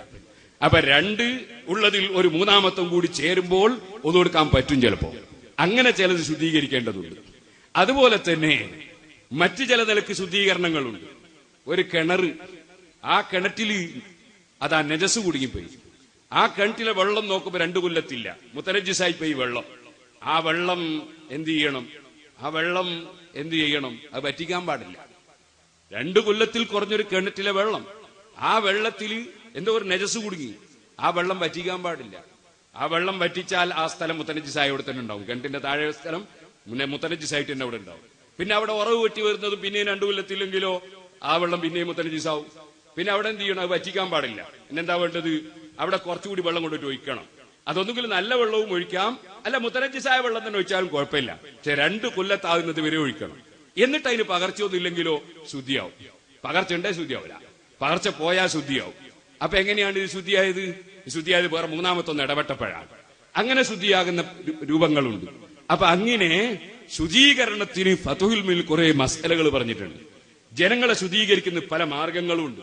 എല്ലാ വിഷയവും ഇൽമില് കിതാബുകളിൽ പറഞ്ഞിട്ടുണ്ട്. കിതാബ് പറയാത്ത ഒരു മസലയില്ല, ഒരു നയവുമില്ല, ഒരു പരിപാടി. ഫത്ഹുൽ മുഈനിൽ പ്രത്യേകിച്ച് ഫത്ഹുൽ മുഈനി കിതാബുൻ സൈനുഹു അജബു ഹവാ മിനൽ ഫിഖ്ഹി മാ ലം യഹ്വിഹി കുതുബു.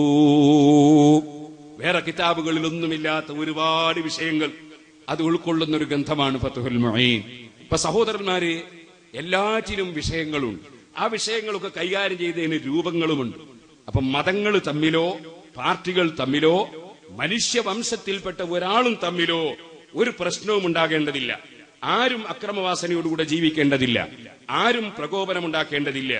നിങ്ങൾ സഹീഹുൽ ബുഖാരി മറിച്ചു നോക്കിയാൽ കാണാം ഒരു അധ്യായം. സഹീഹുൽ ബുഖാരി എന്ന് പറയുമ്പോൾ എന്റെ പ്രസംഗം കേൾക്കുന്നതിൽ മുസ്ലിങ്ങളും അമുസ്ലിങ്ങളും ഉണ്ടാകാം. പരിശുദ്ധ ഖുർആൻ കഴിഞ്ഞാൽ മുസ്ലിങ്ങൾ വളരെ ആധികാരികമായി ഉൾക്കൊള്ളുന്ന ഒരു ഗ്രന്ഥമാണ് സഹീഹുൽ ബുഖാരി. അതിലൊരു അധ്യായം ബാബുൽ ഹദിയ്യത്തി ലിൽ മുശ്രിക്കീൻ വഖൗലില്ലാഹി തആല ലാ യൻഹാകുമുല്ലാഹു അനിൽ ലദീന ലം യുഖാതിലുകും ഫിദ്ദീനി വലം യുഖ്രിജൂകും മിൻ ദിയാരികും അൻ തബറൂഹും വതുഖ്സിതു ഇലൈഹിം ഇന്നല്ലാഹ യുഹിബ്ബുൽ മുഖ്സിതീൻ.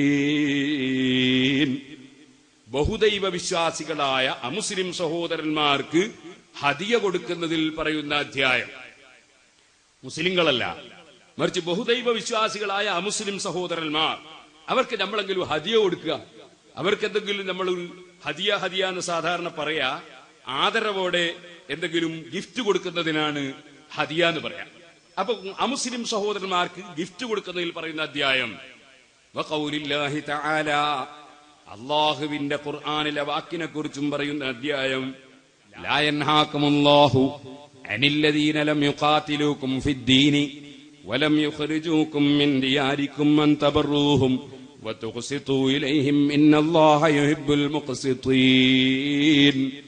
അല്ലാഹു പറയാണ് ലാ യൻഹാകുമുല്ലാഹു, അല്ലാഹു തആല നിങ്ങളെ വിരോധിക്കുന്നില്ല. അനില്ലദീന ലം യുഖാതിലുകും ഫിദ്ദീനി, മതവിഷയത്തിൽ നിങ്ങളോട് സംഘട്ടനത്തിന് വരാത്ത, മതവിഷയത്തിൽ നിങ്ങളോട് പോരാടാത്ത, നിങ്ങളെ മതമനുസരിച്ച് ജീവിക്കുന്നതിന് ഒരു പ്രശ്നവും കാണിക്കാത്ത മറ്റ് അമുസ്ലിം സഹോദരന്മാർ, ആ സഹോദരന്മാരായ കക്ഷികൾ വലം യുഖ്രിജൂകും മിൻ ദിയാരികും, നിങ്ങളെ വീടുകളിൽ നിന്നും നാടുകളിൽ നിന്നും അവര് നിങ്ങളെ അടിച്ചു പുറപ്പെടുവിക്കാൻ വന്നിട്ടില്ല, നിങ്ങളോട് സൗഹാർദ്ദത്തിൽ ജീവിക്കുകയാണ്. അങ്ങനെയുള്ള അമുസ്ലിം സഹോദരന്മാർ അന്തബറൂഹും, നിങ്ങൾ അവർക്ക് ഗുണം ചെയ്തു കൊടുക്കുക, അത് പടച്ചവൻ വിരോധിക്കുന്നില്ല.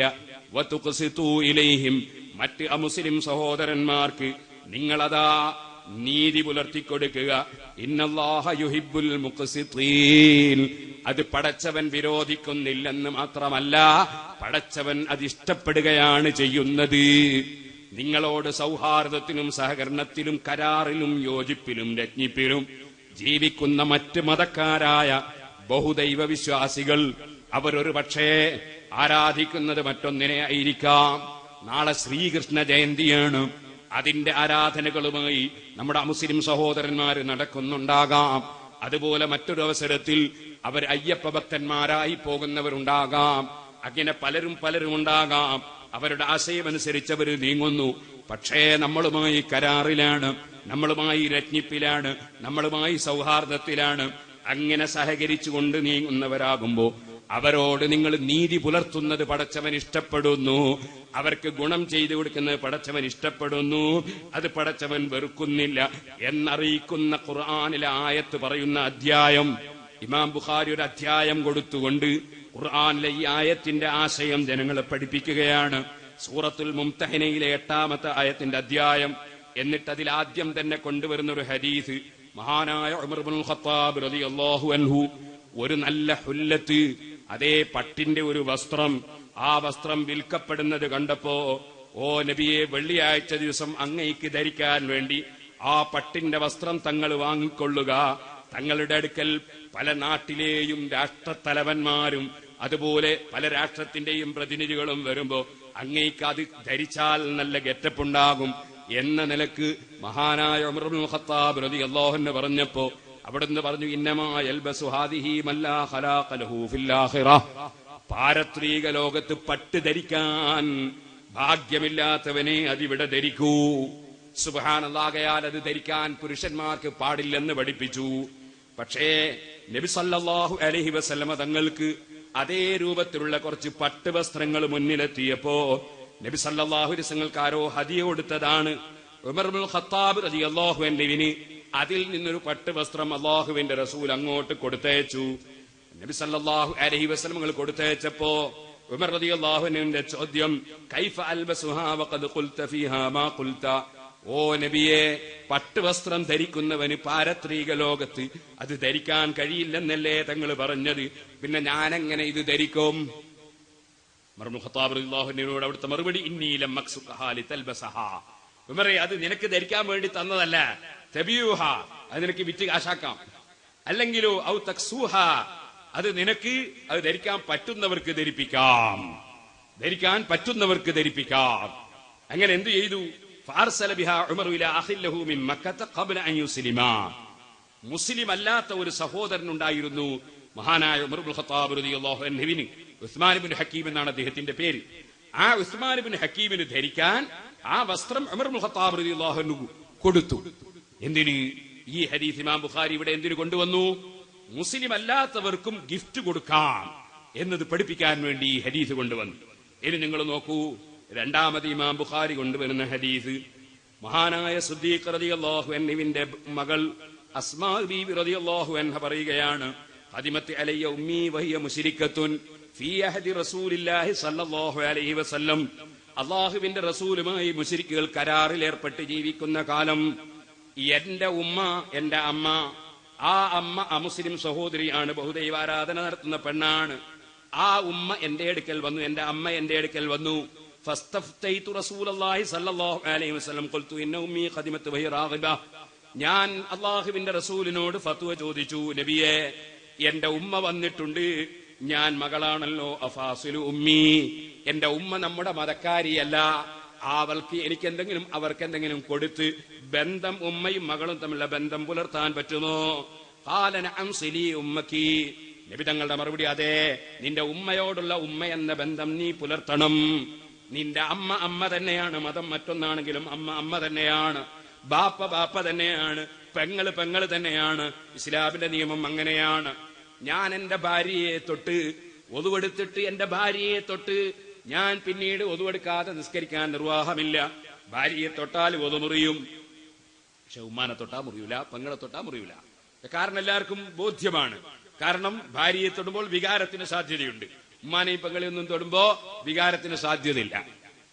ഭാര്യന്റെ ഉമ്മാനെ തൊടുമ്പോൾ വികാരത്തിന് സാധ്യതയില്ല. കാരണം സാധ്യത ഉള്ളവനാണെങ്കിൽ അവനോട്ട് ആ വീട്ടിൽ കയറ്റാനും പാടില്ല. ഞാൻ പറഞ്ഞു വന്നത്, അപ്പോ ഭാര്യന്റെ ഉമ്മനെ തൊടുമ്പോ ഒതു മുറിയൂല, ഉമ്മാനെ തൊടുമ്പോ ഒതു മുറിയൂല, പെങ്ങളെ തൊടുമ്പോ ഒതു മുറിയൂല. ഭാര്യനെ തൊട്ടാ ഒതു മുറിയും. കാരണം ഭാര്യയെ തൊടുമ്പോൾ വികാര സാധ്യതയുണ്ട്, അന്യ സ്ത്രീയെ തൊടുമ്പോൾ വികാര സാധ്യതയുണ്ട്. അതുകൊണ്ട് ഒതു മുറിയും. അങ്ങനെയാണ് മസ്അല. പക്ഷേ നിങ്ങൾ ഓർക്കണം, പെങ്ങളെ തൊട്ടാ ഒതു മുറിയൂല. അപ്പൊ എന്റെ ഭാര്യ അല്ലെങ്കിൽ ഒരു മുസ്ലിമായ മനുഷ്യന്റെ ഭാര്യ, ആ ഭാര്യ മുസ്ലിമത്താണ്, അവളെ തൊട്ടാ ഒതു മുറിയും. പക്ഷെ അവന്റെ പെങ്ങള് കല്യാണിയാണ്, അല്ലെ ചിരുതയാണ്, അല്ലെ മാധുവാണ്, അല്ലെങ്കിൽ വേറെ മറിയാമ്മയാണ്, ഏതോ ഒരു മതക്കാരിയാണ്. പക്ഷെ പെങ്ങളാണ്, അവന്റെ സ്വന്തം പെങ്ങളാണ്, അവൻ ഇസ്ലാമിൽ വന്നതാണ്, അങ്ങനെ പെങ്ങളാണ്. എന്നാൽ ആ പെങ്ങളെ തൊട്ടാ ഒതു മുറിയൂല. പെങ്ങളെ തൊട്ടുകൊണ്ട് തന്നെ നിസ്കരിക്കുന്നതിന് ഒരു കുഴപ്പമില്ല. ആ സമയത്ത് മുസ്ലിമത്തായ പെണ്ണിനെ ഭാര്യയെ തൊട്ടാ ഒതു മുറിയും, ഉമ്മാൻ തൊട്ടാ മുറിയൂല. പിന്നെ പെങ്ങള് പെങ്ങൾ തന്നെയാണ്, അമ്മ അമ്മ തന്നെയാണ്, അച്ഛൻ അച്ഛൻ തന്നെയാണ്. ഖുർആൻ അതാണ് പറഞ്ഞത്,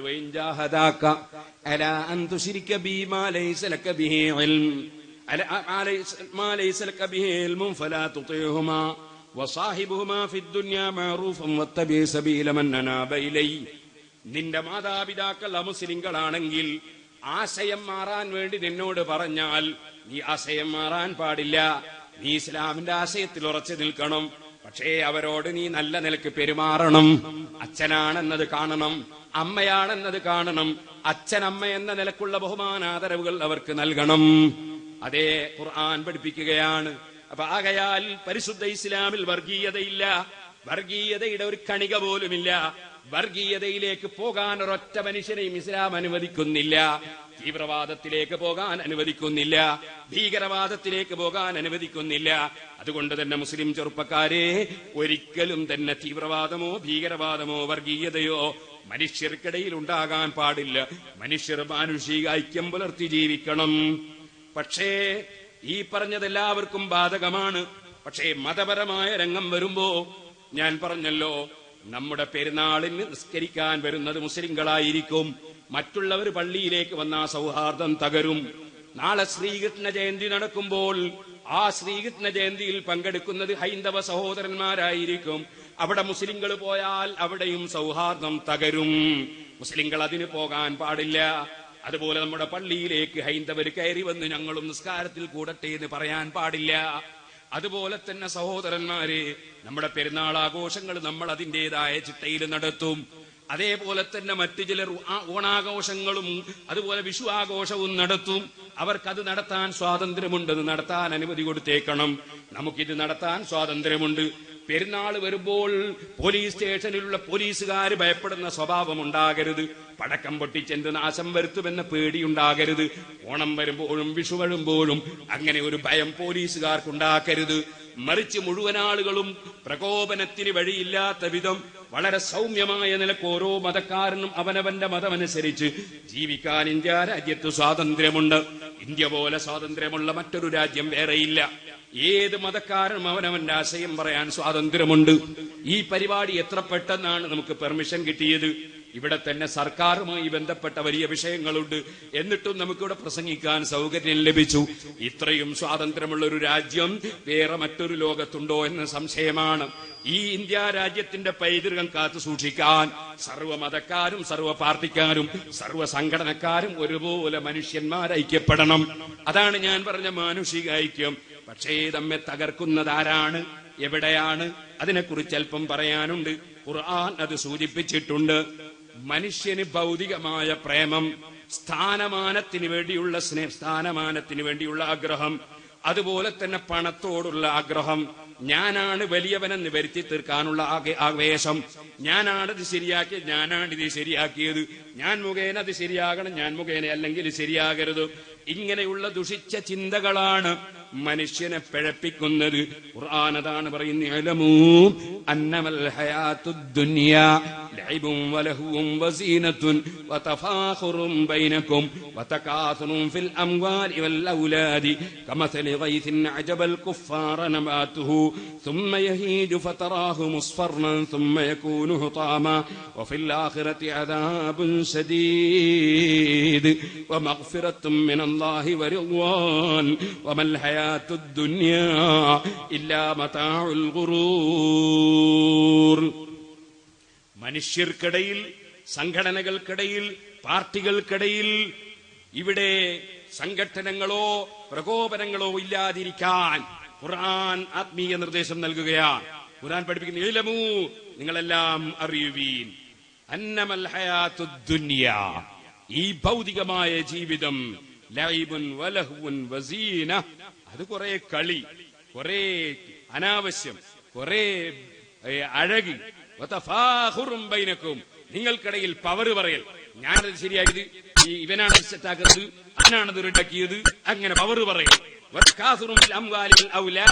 അതുപോലെ ആർക്കാണ് കൂടുതൽ മക്കളുള്ളത്, ആർക്കാണ് കൂടുതൽ സമ്പത്തുള്ളത്, ആർക്കാണ് കൂടുതൽ അനുയായികളുള്ളത്, അങ്ങോട്ടും ഇങ്ങോട്ടും ഇത് പറഞ്ഞുള്ള മത്സരം, പരസ്പരം വർദ്ധനവ് പറഞ്ഞുകൊണ്ടുള്ള മത്സരം. ചിന്തിക്കുന്ന മനുഷ്യൻ ചിന്തിച്ചാൽ മനസ്സിലാക്കാൻ ശ്രമിക്കും. ഒരു വലിയ മഴ പോലെ ആ മഴ ഇങ്ങോട്ട് വന്നപ്പോ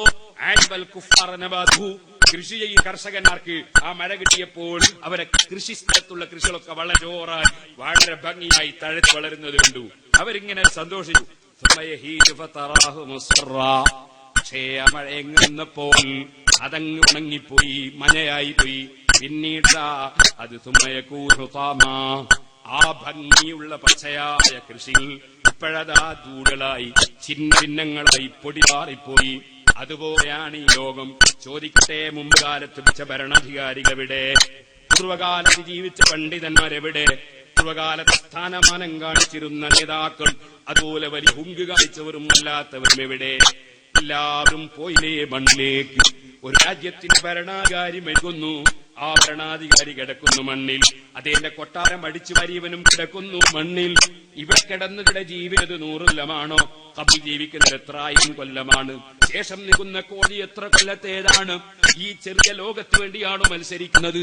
ഈ ചെറിയ ലോകത്തിന് വേണ്ടിയാണോ പരസ്പരം തെറ്റുന്നത്? ഈ ലോകത്തെ സ്ഥാനമാനത്തിന് വേണ്ടിയാണോ സംഘടന ഉണ്ടാക്കുന്നത്? ഈ ലോകത്തുള്ള അതല്ല വിഷയം. വാശിയാണ്, പ്രശ്നമില്ല, വാശിയാണെന്നല്ലേ പലരും പറയുന്നത്. ചോദിക്കട്ടെ, എന്തിനു വേണ്ടിയാണ് ഈ വാശി? എന്തിനു വേണ്ടിയാണ് ഈ വൈരാഗ്യം? എന്തിനു വേണ്ടിയാണ് ഈ വിദ്വേഷം? എന്തിനു വേണ്ടിയാണ് ഈ വഴക്ക്? എന്തിനു വേണ്ടിയാണ് ഈ പ്രശ്നങ്ങൾ? വാസ്തവത്തിൽ മനുഷ്യരുടെ വിശാലമായി ചിന്തിച്ചൂടെ? ഒരുപക്ഷെ ഇന്ന് അധികാരം കിട്ടിയവൻ നാളെ പിന്നെ ഖബറല്ലേ? ഇന്ന് പണം കിട്ടിയവൻ നാളെ രാവിലെ പണത്തിന്റെ ഉടമസ്ഥന്മാരാളല്ലേ? ഇത് ബഹുമാനം കിട്ടിയവൻ നാളെ നിന്ദിക്കപ്പെടുന്നവനല്ലേ? ഇവിടെയാണ് മനുഷ്യർ നിലനിൽപ്പുള്ളത്. അതുകൊണ്ട് ഈ ഭൗതികമായ ലോകത്തുള്ള സ്ഥാനമാനങ്ങൾക്ക് വേണ്ടി നിങ്ങൾ നടത്തുന്ന മത്സരങ്ങൾ, അതിന് യാതൊരർത്ഥവുമില്ലെന്നാണ് ഖുർആൻ പറയുന്നത്. അത് പച്ചയായ കൃഷികൾ കണ്ടാനന്ദിച്ച കർഷകർ അതാ കുറച്ച് ദിവസം കഴിഞ്ഞ് മഞ്ഞടിച്ചു ഉണങ്ങി ഭിന്ന ഭിന്നമായി പൊടി മാറിപ്പോകുന്നത് പോലെയാണ്. ഇവിടെ തമ്മിലടിയാലും തരക്കേടില്ല, ആരെന്ത് തന്നെ ചെറുത്തപ്പഴൊരുക്കിയാലും തരക്കേടില്ല, എന്ത് തന്നെ ആര് മരിച്ചാലും മരിച്ചില്ലെങ്കിലും പ്രശ്നമില്ല. ഇവിടെ ഏത് വിഷയം വന്നാലും തരക്കേടില്ല. നമ്മൾ വിചാരിച്ചത് മാത്രം നടക്കണമെന്ന ചിന്തയിൽ ആരാണോ ഭൗതിക തൽപരരായി ജീവിക്കുന്നത് അവർക്ക് കടുത്ത ശിക്ഷയുണ്ട്. പടച്ചവന്റെ പൊരുത്തം ലക്ഷ്യം വെച്ച് ഏത് കാര്യവും ഇസ്ലാമിന്റെ നിയമമനുസരിച്ച് കൈകാര്യം ചെയ്ത് സൗഹാർദ്ദവും സഹകരണവും സ്നേഹവും ഐക്യവും നിലനിൽക്കണമെന്ന നിലയ്ക്ക് ചിന്തിക്കുന്നവർ, അവർക്ക് പടച്ച റബ്ബിൽ നിന്ന് അവരുടെ തെറ്റുകൾക്ക് മാപ്പ് കൊടുക്കലുണ്ട്, പടച്ചവന്റെ തൃപ്തിയുണ്ട്. വമൽ ഹയാത്തുദ് ദുനിയാ ഇല്ലാ മതാഉൽ ഖുറൂർ. ഈ ഭൗതികമായ ലോകം ഒരു ചതിക്കുന്ന ലോകമാണ്. അതുകൊണ്ട് ആ ലോകത്തിന്റെ ചതിയിൽ പെട്ടുപോകാതെ എന്നെന്നും നിലനിൽക്കുന്ന പാരത്രിക ലോകത്തെക്കുറിച്ച് ചിന്തിച്ച് മനുഷ്യൻ ജീവിക്കാൻ ഒരുങ്ങിയാൽ അവനെ കൊണ്ടൊരു പ്രശ്നം ഒരു സ്ഥലത്തും ഉണ്ടാകൂല, അവൻ മുഖേന ഒരു പ്രയാസവും വരൂല. അവനെപ്പോഴും സർവ്വ മനുഷ്യർക്കും നന്മ ചെയ്യുന്നവനായിരിക്കും. ഖുർആൻ ആത്മീയോപദേശം നൽകുകയാണ്. നാം പറഞ്ഞു വന്നത് എല്ലാ മനുഷ്യർക്കിടയിലും ഐക്യവും സ്നേഹവും സൗഹാർദ്ദവും വേണം. അതാണ് യഥാർത്ഥത്തിൽ മാനുഷികത, മനുഷ്യത്വം എന്നാണ് ഇതുവരെ ഞാൻ പറഞ്ഞു. ഇനി പറയാനുള്ളത് ഞാൻ സൂചിപ്പിച്ചിരുന്നു, ഓരോ മതക്കാരനും അവനവന്റെ മതം അനുസരിച്ച് പ്രവർത്തിക്കട്ടെ. ഓരോ പാർട്ടിക്കാരനും അവനവന്റെ പാർട്ടിയിൽ പ്രവർത്തിക്കുന്നുവെങ്കിൽ പ്രവർത്തിക്കട്ടെ. അതിനൊന്നും പരസ്പരം ഭിന്നിക്കേണ്ടതോ പ്രകോപനമുണ്ടാക്കേണ്ടതോ സംഘട്ടനത്തിൽ ഏർപ്പെടേണ്ടതോ വെറുക്കേണ്ടതോ മുഷിയേണ്ടതോ മുഷിപ്പിക്കേണ്ടതോ ഇല്ല എന്നതാണ്. അതിന് പക്വമായ നേതൃത്വം എല്ലാ വിഭാഗത്തിനും ഉണ്ടായിരിക്കണം. ആ നേതൃത്വത്തെ അനുസരിക്കുന്ന അനുയായികളായി അനുയായികൾ ജീവിക്കുകയും വേണം. നേരെ മറിച്ച് അനുയായികൾ നേതൃത്വത്തെ നിർബന്ധിക്കുകയും നിയന്ത്രിക്കുകയും ചെയ്യുന്ന സ്വഭാവം ഉണ്ടാകരുത്. അങ്ങനെ ഉണ്ടാകുമ്പോൾ സമൂഹത്തിന്റെ രാഷ്ട്രത്തിന്റെ മൊത്തത്തിൽ തന്നെ അച്ചടക്കം നഷ്ടപ്പെട്ടു പോകും. വിവരമുള്ള കാര്യവിവരമുള്ള ആളുകൾ വിഷയങ്ങളെ സംബന്ധിച്ച് ആലോചിക്കുകയും ഏത് വിഷയത്തിലും ആർക്കും പ്രയാസങ്ങളില്ലാത്ത ഉചിതമായ തീരുമാനങ്ങൾ കൈക്കൊള്ളുകയും വേണം. അതിനെപ്പോഴും എല്ലാവരും സഹകരിക്കണം. പരിശുദ്ധ ഖുർആൻ മറ്റ് മതക്കാരോട് സൗഹാർദ്ദത്തിലും സഹകരണത്തിലും ജീവിക്കാൻ വേണ്ടി പഠിപ്പിക്കുന്നതോടുകൂടി തന്നെ നമ്മെ പഠിപ്പിക്കുന്ന മറ്റൊരു വിഷയമാണ് നാം ഭിന്നിക്കരുത് എന്നത്. മുസ്ലിങ്ങൾ പരസ്പരം ഭിന്നിക്കരുത്. മറ്റു മതക്കാരോട് സൗഹാർദ്ദത്തിലും സഹകരണത്തിലും ജീവിക്കുന്ന നമ്മൾ തമ്മിൽ ഭിന്നിച്ച് നശിച്ചു പോകുന്നൊരു സ്വഭാവവും ഉണ്ടാകരുത്. അങ്ങനെ വരുമ്പോൾ നമ്മുടെ പരിമളം നഷ്ടപ്പെട്ടു പോകും. നമ്മുടെ എല്ലാ നന്മകളും നഷ്ടപ്പെട്ടു പോകും.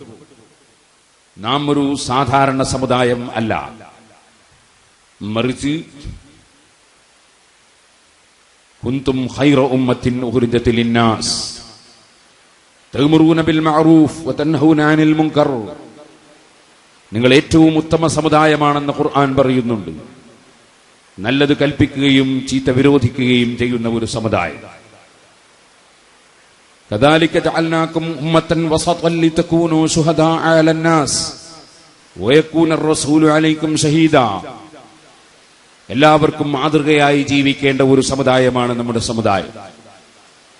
മറ്റൊരാൾ തെറ്റ് ചെയ്താൽ തന്നെ നാം തെറ്റ് ചെയ്യാൻ പാടില്ല. മറ്റൊരാൾ തെറ്റിലേക്ക് വിളിച്ചാൽ തന്നെ നാം തെറ്റിലേക്ക് വിളിക്കാൻ പാടില്ല. നാം ഏറ്റവും ഉന്നതമായ സംസ്കാരം വെച്ച് പുലർത്തേണ്ടവരാണ് മുസ്ലിം സമൂഹം. മഹാനായ അഷ്റഫുൽ ഖൽഖ് മുഹമ്മദുർ റസൂലുള്ളാഹി സ്വല്ലല്ലാഹു അലൈഹി വസല്ലം നമുക്ക് പഠിപ്പിച്ചു തന്ന നയങ്ങളുണ്ട്. ആ നയങ്ങൾ നമ്മുടെ ജീവിതത്തിൽ പകർത്തിയിരിക്കണം. നേരത്തെ ഞാൻ സൂചിപ്പിച്ച സഹീഹുൽ ബുഖാരിയിൽ ഇമാം ബുഖാരി എടുത്തു ധരിച്ച ലാ യൻഹാകുമുല്ലാഹു അനിൽ ലദീന ലം യുഖാതിലുകും ഫിദ്ദീൻ എന്ന ആയത്ത് അവതരിക്കാനുള്ള കാരണത്തെ സംബന്ധിച്ച് പണ്ഡിതന്മാര് പറഞ്ഞു, അന്നഹാ നസലത്ത് ഫീ നാസിൻ മിനൽ മുശ്രികീന കാനൂ അല്യന ശൈഇൻ ജാനിബൻ ലിൽ മുസ്ലിമീന വഅഹ്സനഹു അഖ്ലാഖൻ.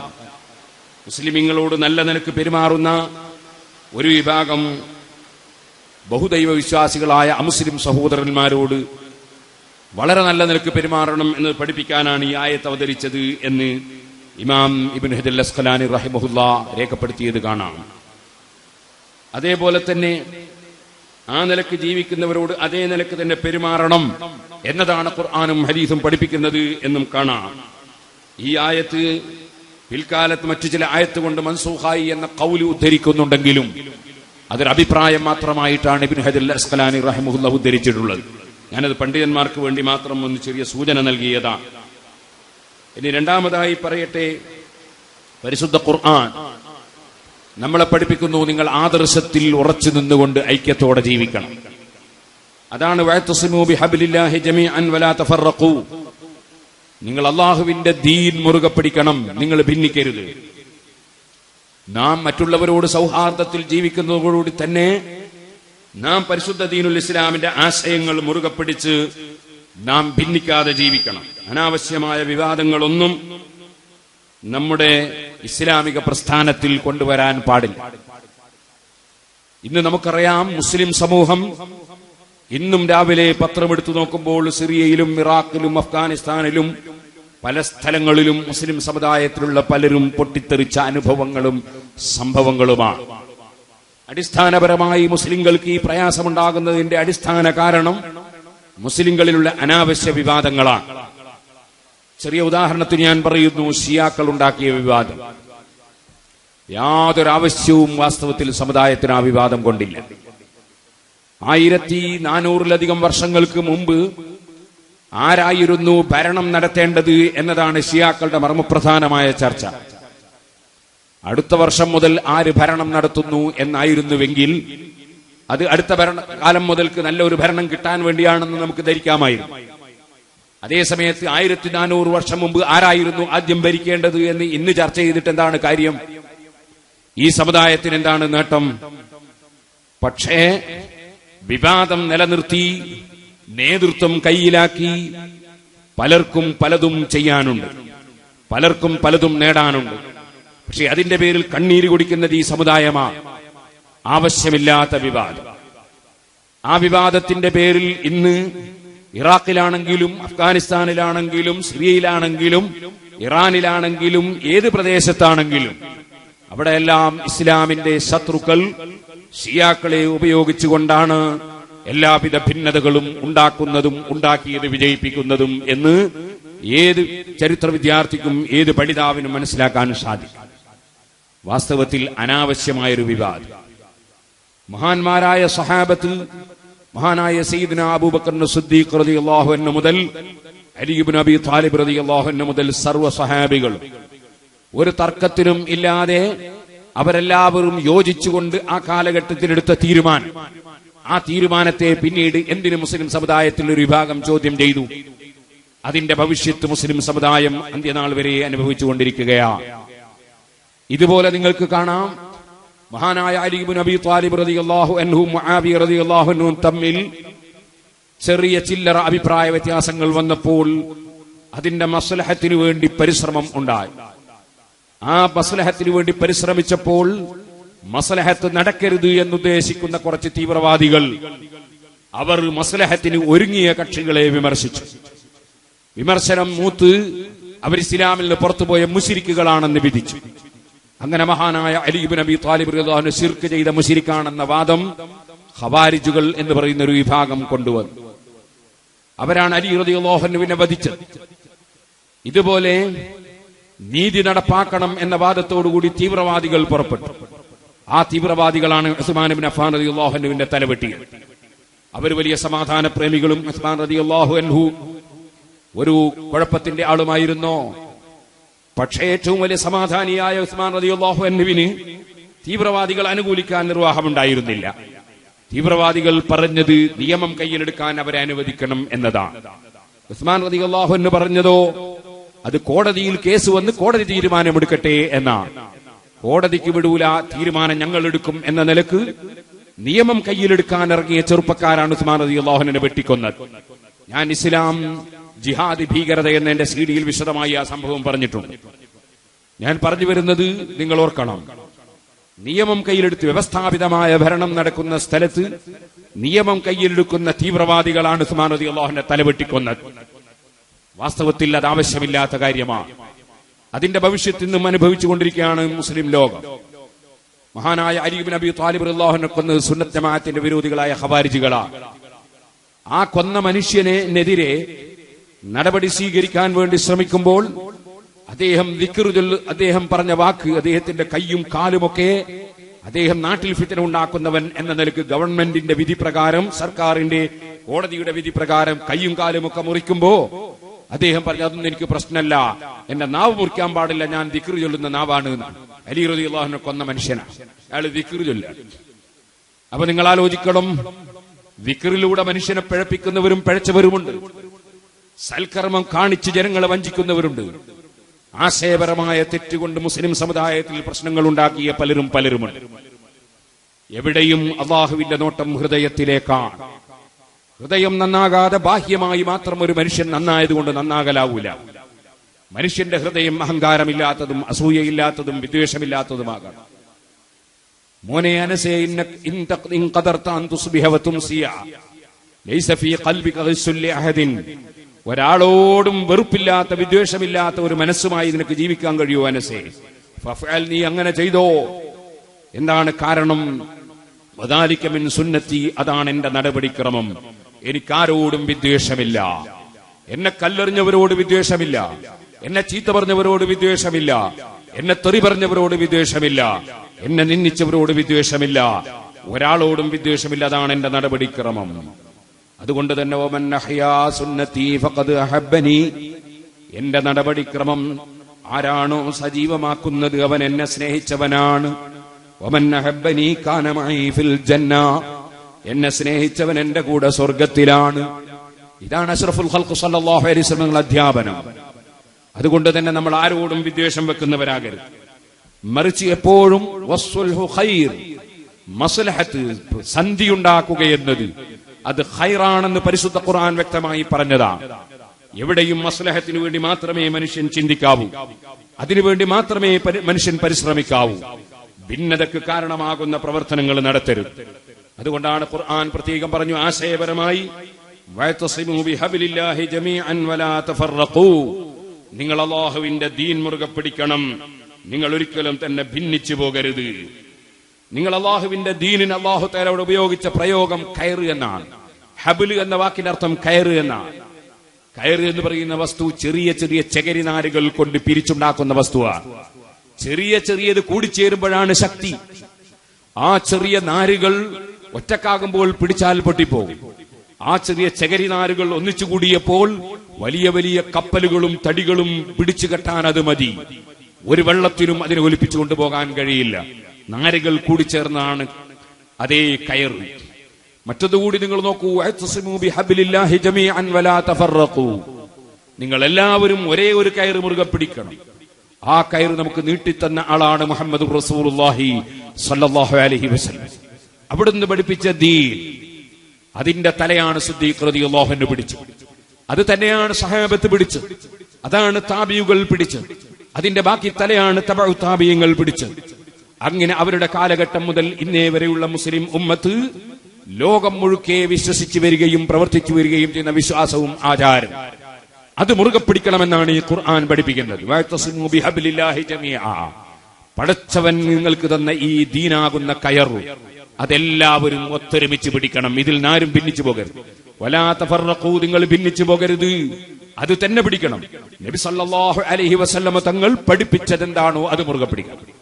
അവിടുന്ന് സ്ത്രീകൾക്ക് നിസ്കരിക്കാൻ വീടാണ് ഖൈർ എന്ന് പറഞ്ഞാൽ അത് തന്നെ മുറുകെ പിടിക്കണം. നബി സല്ലല്ലാഹു അലൈഹി വസല്ലം അറബിയിൽ ഖുതുബ ഓതി പഠിപ്പിച്ചാൽ അറബിയിൽ തന്നെ ഖുതുബ ഓതണം.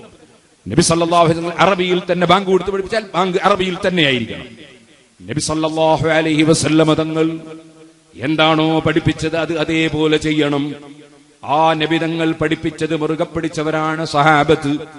സഹാബത്ത് എത്ര റകഅത്താണോ ജുമഅ നിസ്കരിച്ചത്, എത്ര റകഅത്താണോ ളുഹർ നിസ്കരിച്ചത്, സഹാബത്ത് എത്ര റകഅത്താണോ തറാവീഹ് നിസ്കരിച്ചത്, അതേപോലെ അത് മുറുകെ പിടിക്കണം.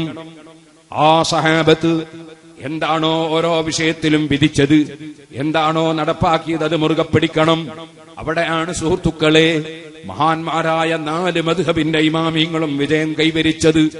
സഹാബത്ത് ഏകോപിച്ച് അംഗീകരിച്ച ഒരു വിഷയത്തിലും ഇമാമിങ്ങൾക്കിടയിൽ തർക്കമില്ല, ഇമാമിങ്ങൾക്കിടയിൽ വിവേചനമില്ല.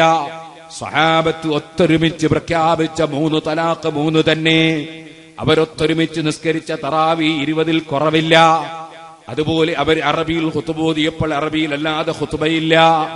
അങ്ങനെ സഹാബത്ത് പഠിപ്പിച്ചത് അതേ നിലക്ക് പകർത്തി കാണിച്ചു തന്നവരാണ് മഹാന്മാരായ ഇമാമിങ്ങൾ. ആ ഇമാമിങ്ങൾ പഠിപ്പിച്ചത് അതിലപ്പുറം മറ്റൊന്ന് നമുക്ക് നിർവഹിക്കാനോ നമുക്ക് തേടാനോ നിവൃത്തിയില്ല. തേടിയാൽ അവൻ ഈ സമുദായത്തിൽ ഭിന്നിപ്പുണ്ടാക്കുന്നവനാണ്. വെറും പായക്കപ്പലിൽ കയറി ഇന്ത്യയിലേക്ക് വന്ന് നേതൃത്വമോഹത്തിന്റെ പേരിലല്ല, പണമോ മറ്റോ ലഭിക്കുമെന്ന് കണ്ടിട്ടല്ല. ഒരൊറ്റ മുസ്ലിം ഈ ഇന്ത്യ രാജ്യത്തില്ലാത്ത സമയത്ത് ഇവിടേക്ക് വന്നത് പായക്കപ്പലിൽ കഠിനാധ്വാനം ചെയ്തു വന്ന സഹാബത്ത്. ആ സഹാബത്ത് ഇവിടെ പഠിപ്പിച്ച ആചാരവും വിശ്വാസവും അതാണ് ഇസ്ലാം. അവരെ ആദരിച്ച് സ്നേഹിച്ച് അവർക്ക് പള്ളി നിർമ്മിക്കാൻ സൗകര്യം ചെയ്തു കൊടുത്തവരാണ് ഈ രാജ്യത്തെ ഹിന്ദുക്കൾ, ഈ രാജ്യത്തെ മറ്റ് മതക്കാർ. കാരണം അവരോടുള്ള ആത്മീയ ബഹുമാനമായിരുന്നു. അവർ വെള്ളം മന്ത്രിച്ചു കൊടുത്താൽ അതാ വിഷമിറങ്ങുന്നത് അവർ കാണുകയാണ്. അവർ പ്രാർത്ഥിക്കുമ്പോൾ മഴ പെയ്യുന്നതും നിൽക്കുന്നതും അവർ കാണുകയാണ്. അവർ ഊതിക്കൊടുത്താൽ രോഗം മാറുന്നത് കാണുകയാണ്. അങ്ങനെയുള്ള മഹാന്മാർ അവര് പഠിപ്പിച്ചത് എന്താണോ അതാണ് ഇസ്ലാം. അതിന്റെ ആശയങ്ങൾക്ക് വിരുദ്ധമായി പുതിയ പുതിയ ആശയങ്ങൾ കൊണ്ടുവന്നവർ സിയാക്കൾ കൊണ്ടുവന്നതുപോലെ, ഖവാരിജുകൾ കൊണ്ടുവന്നതുപോലെ, റാഫിദുകൾ കൊണ്ടുവന്നതുപോലെ പുതിയ ആശയങ്ങൾ കൊണ്ടുവന്നവരാണ് മുസ്ലിം സമുദായത്തിൽ ഭിന്നിപ്പുണ്ടാക്കിയത്. അതുകൊണ്ട് തന്നെ പരിശുദ്ധ ഖുർആൻ പറഞ്ഞു, വഅതസിമൂ ബിഹബ്ലില്ലാഹി ജമീഅൻ വലാ തഫറഖൂ. നിങ്ങൾ അല്ലാഹുവിന്റെ ദീൻ, എല്ലാവരും ഒരേ ദീൻ മുറുകെ പിടിക്കണം, നിങ്ങൾ ഭിന്നിക്കരുത്. വദ്കുറൂ നിഅമത്തല്ലാഹി അലൈക്കും, അല്ലാഹ് നിങ്ങൾക്ക് തന്ന അനുഗ്രഹം നിങ്ങൾ ഓർമ്മിക്കണം. ഇദ് കുൻതും അഅദാഅൻ ഫഅല്ലഫ ബൈന ഖുലൂബിക്കും, നിങ്ങൾ മഹാനായ മുഹമ്മദ് നബി സല്ലല്ലാഹു അലൈഹി വസല്ലം വരുന്നതിന് മുമ്പ് നിങ്ങൾ കുടുംബ വഴക്കുകളായിരുന്നു, ഗോത്രത്തിന്റെ പേരിൽ വഴക്കായിരുന്നു, പ്രശ്നങ്ങളായിരുന്നു. ആ പ്രശ്നങ്ങളൊക്കെയും ഒതുക്കി തീർത്ത് നിങ്ങളുടെ മനസ്സുകൾ തമ്മിൽ അല്ലാഹു തആല യോജിപ്പിച്ചതാണ്. ഇത് കുൻതും അഅദാൻ ഫഅല്ലഫ ബൈന ഖുലൂബിക്കും ഫഅസ്ബഹ്തും ബിനിഅമതിഹി ഇഖ്വാനാ. നിങ്ങൾ അല്ലാഹുവിന്റെ അനുഗ്രഹം കൊണ്ട് സഹോദരന്മാരായി തീർന്നതാണ്. വകുൻതും അലാ സഫാ ഹുഫ്റത്തിൻ മിനൻ നാരി ഫഅൻഖദകും മിൻഹാ. നിങ്ങൾ ഭിന്നിച്ചിരുന്ന സമയത്ത് നിങ്ങൾ നരകത്തിന്റെ വക്കിലായിരുന്നു. എന്നിട്ടോ നിങ്ങളെ അല്ലാഹു അതിൽ നിന്ന് രക്ഷപ്പെടുത്തി യോജിപ്പിച്ചതാണ്. അതിനാൽ കദാലിക യുബയ്യിനുല്ലാഹു ലക്കും ആയാതിഹി ലഅല്ലക്കും തഹ്തദൂൻ. നിങ്ങൾ സന്മാർഗികളാകാൻ അല്ലാഹു നിങ്ങൾക്ക് അവന്റെ ദൃഷ്ടാന്തങ്ങൾ വിവരിച്ചു തരികയാണ്. നിങ്ങൾ എന്ത് വേണം, അത് നിങ്ങൾ ആ മസ്ലഹത്ത് നിലനിർത്തണം. വൽതകും മിൻകും ഉമ്മത്തുൻ യദഊന ഇലൽ ഖൈർ. അതുകൊണ്ട് ഖൈറിലേക്ക്, നന്മയിലേക്ക് ക്ഷണിക്കുന്ന ഒരു സമൂഹം നിങ്ങളിൽ ഉണ്ടാകണം.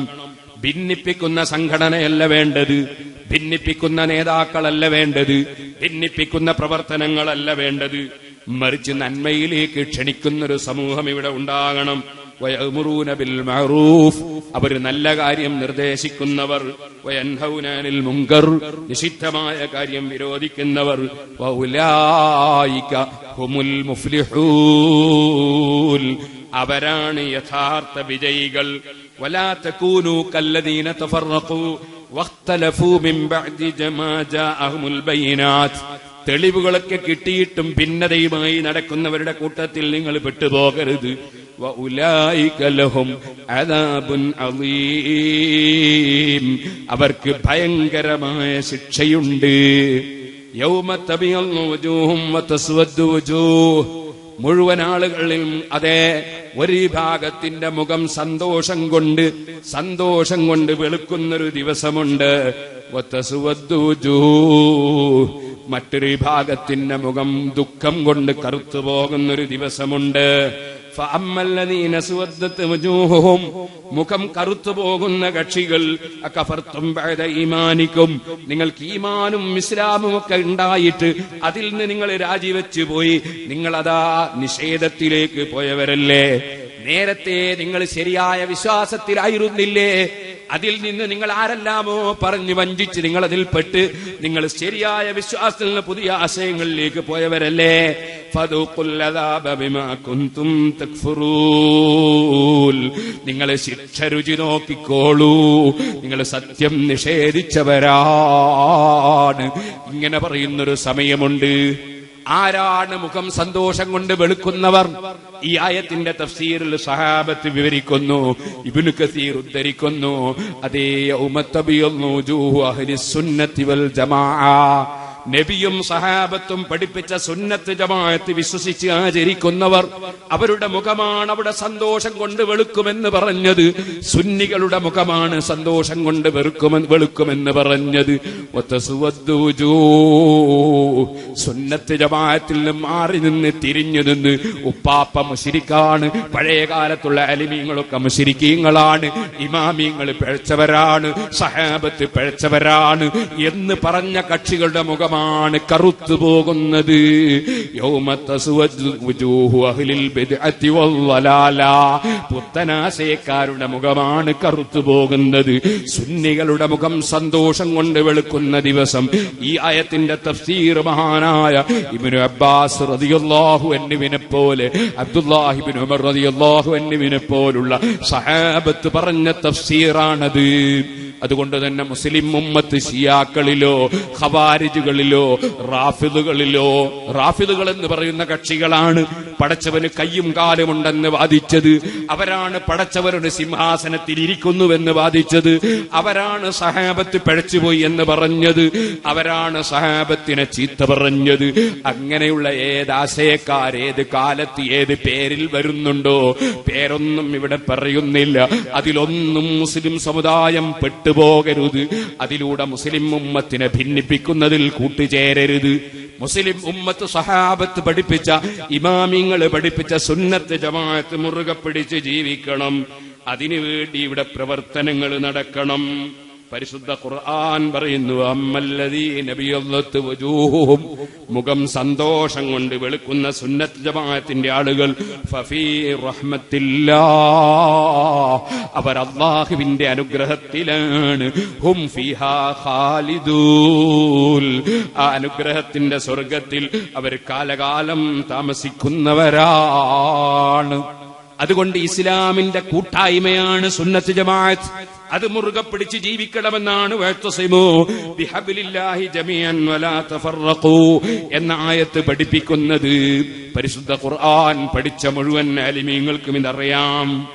അതുകൊണ്ട് തന്നെ സുന്നത്ത് ജമാഅത്തിൽ വിശ്വസിക്കുന്ന മുഴുവൻ ആളുകളും, അവരേത് സംഘടനക്കാരായാലും ഏത് മഹല്ലുകാരായാലും, മുഴുവൻ സുന്നികളും യോജിച്ച് ജീവിക്കണം, യോജിപ്പോടെ പ്രവർത്തിക്കണം. സുന്നത്ത് ജമാഅത്തുകാർ ഒരുമിച്ച് സ്വർഗത്തിൽ കടക്കേണ്ടവരാണ്. അതുകൊണ്ട് അവർ ആ നിലക്ക് സന്തോഷത്തോടെ ജീവിക്കണം. അവർക്കിടയിൽ ചെറിയ ചെറിയ ശാഖാപരമായ വീക്ഷണ വ്യത്യാസങ്ങൾ ഉണ്ടെങ്കിൽ അതിന്റെ പേരിൽ ഭിന്നിച്ച് കലഹിക്കരുത്. നമ്മുടെ മുൻഗാമികൾ അങ്ങനെ കലഹിച്ചിട്ടില്ല. മഹാനായ ഇമാം അബൂ ഹനീഫത്തുൽ കൂഫി റളിയല്ലാഹു അൻഹുവിന്റെ പക്ഷം സുബ്ഹി നിസ്കാരത്തിൽ ഖുനൂത്തില്ലെന്നാണ്. മഹാനായ ഇമാം ശാഫിഈ റളിയല്ലാഹു അൻഹുവിന്റെ പക്ഷം വിത്ർ നിസ്കാരത്തിൽ റമളാനിന്റെ അവസാനത്തെ പകുതിയിലല്ലാതെ ഖുനൂത്തില്ലെന്നാണ്. പക്ഷേ അബൂ ഹനീഫ റളിയല്ലാഹു അൻഹുവിന്റെ പക്ഷം ഖുനൂത്തുണ്ട്, അത് വിത്റിലാണ്.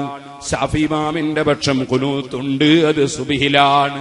പക്ഷേ അവരുടെ രണ്ടാളുകളുടെയും ഇടയിൽ ഭിന്നിപ്പുണ്ടായിട്ടില്ല. അതേ നിങ്ങൾക്കറിയാം, അബൂ ഹനീഫ റളിയല്ലാഹു അൻഹുവിന്റെ മഖ്ബറ സിയാറത്തിന് വേണ്ടി ഇമാം ശാഫി തങ്ങൾ ബറക്കത്ത് ഉദ്ദേശിച്ച് പോയിട്ടുണ്ട്. അബൂ ഹനീഫ തങ്ങളുമായി ഭിന്നിച്ചിട്ടില്ല, ആദരിച്ചിട്ടുണ്ട്. അബൂ ഹനീഫ തങ്ങളെ മഖ്ബറയിൽ ചെന്നപ്പോൾ ഈ മഹാൻ സുബ്ഹിൽ ഖുനൂത്ത് ഓതണ്ടാന്ന് പറയുന്ന മഹാനാണ്. ഞാൻ സുബ്ഹി നിസ്കാരത്തിലെ ഖുനൂത്ത് മറന്നുപോയാ 2 സുജൂദ് ചെയ്യണമെന്ന് പറയുന്നവനാണ്. പക്ഷെ ഈ മഹാനോടുള്ള ബഹുമാനം കൊണ്ട് ഞാൻ ഇവിടെ വെച്ച് സുബ്ഹിൽ ഖുനൂത്ത് ഓതുന്നില്ല എന്ന് തീരുമാനിക്കാനുള്ള വിശാലമായ മനസ്സാണ് ഇമാം ശാഫിഈ റളിയല്ലാഹു അൻഹു കാണിച്ചത്. ഇത് മുസ്ലിം പണ്ഡിതന്മാർക്ക് പാഠമാണ്, മുസ്ലിം ജനങ്ങൾക്ക് പാഠമാണ്. ശാഖാപരമായ ചെറിയ വീക്ഷണ വ്യത്യാസത്തിന്റെ പേരിൽ പരസ്പരം അവമതിക്കരുത്, പരസ്പരം നിന്ദിക്കരുത്, പരസ്പരം കുറ്റം പറയരുത്, ഗീബത്ത് പറയരുത്, ചീത്ത പറയരുത്, തെറി പറയരുത്. അതെല്ലാം നരകത്തിലേക്ക് കൊയ്തിടുന്ന കറ്റകളാണ്, നരകത്തിലേക്ക് കൊയ്തിടുന്ന പ്രവർത്തനങ്ങളാണ്.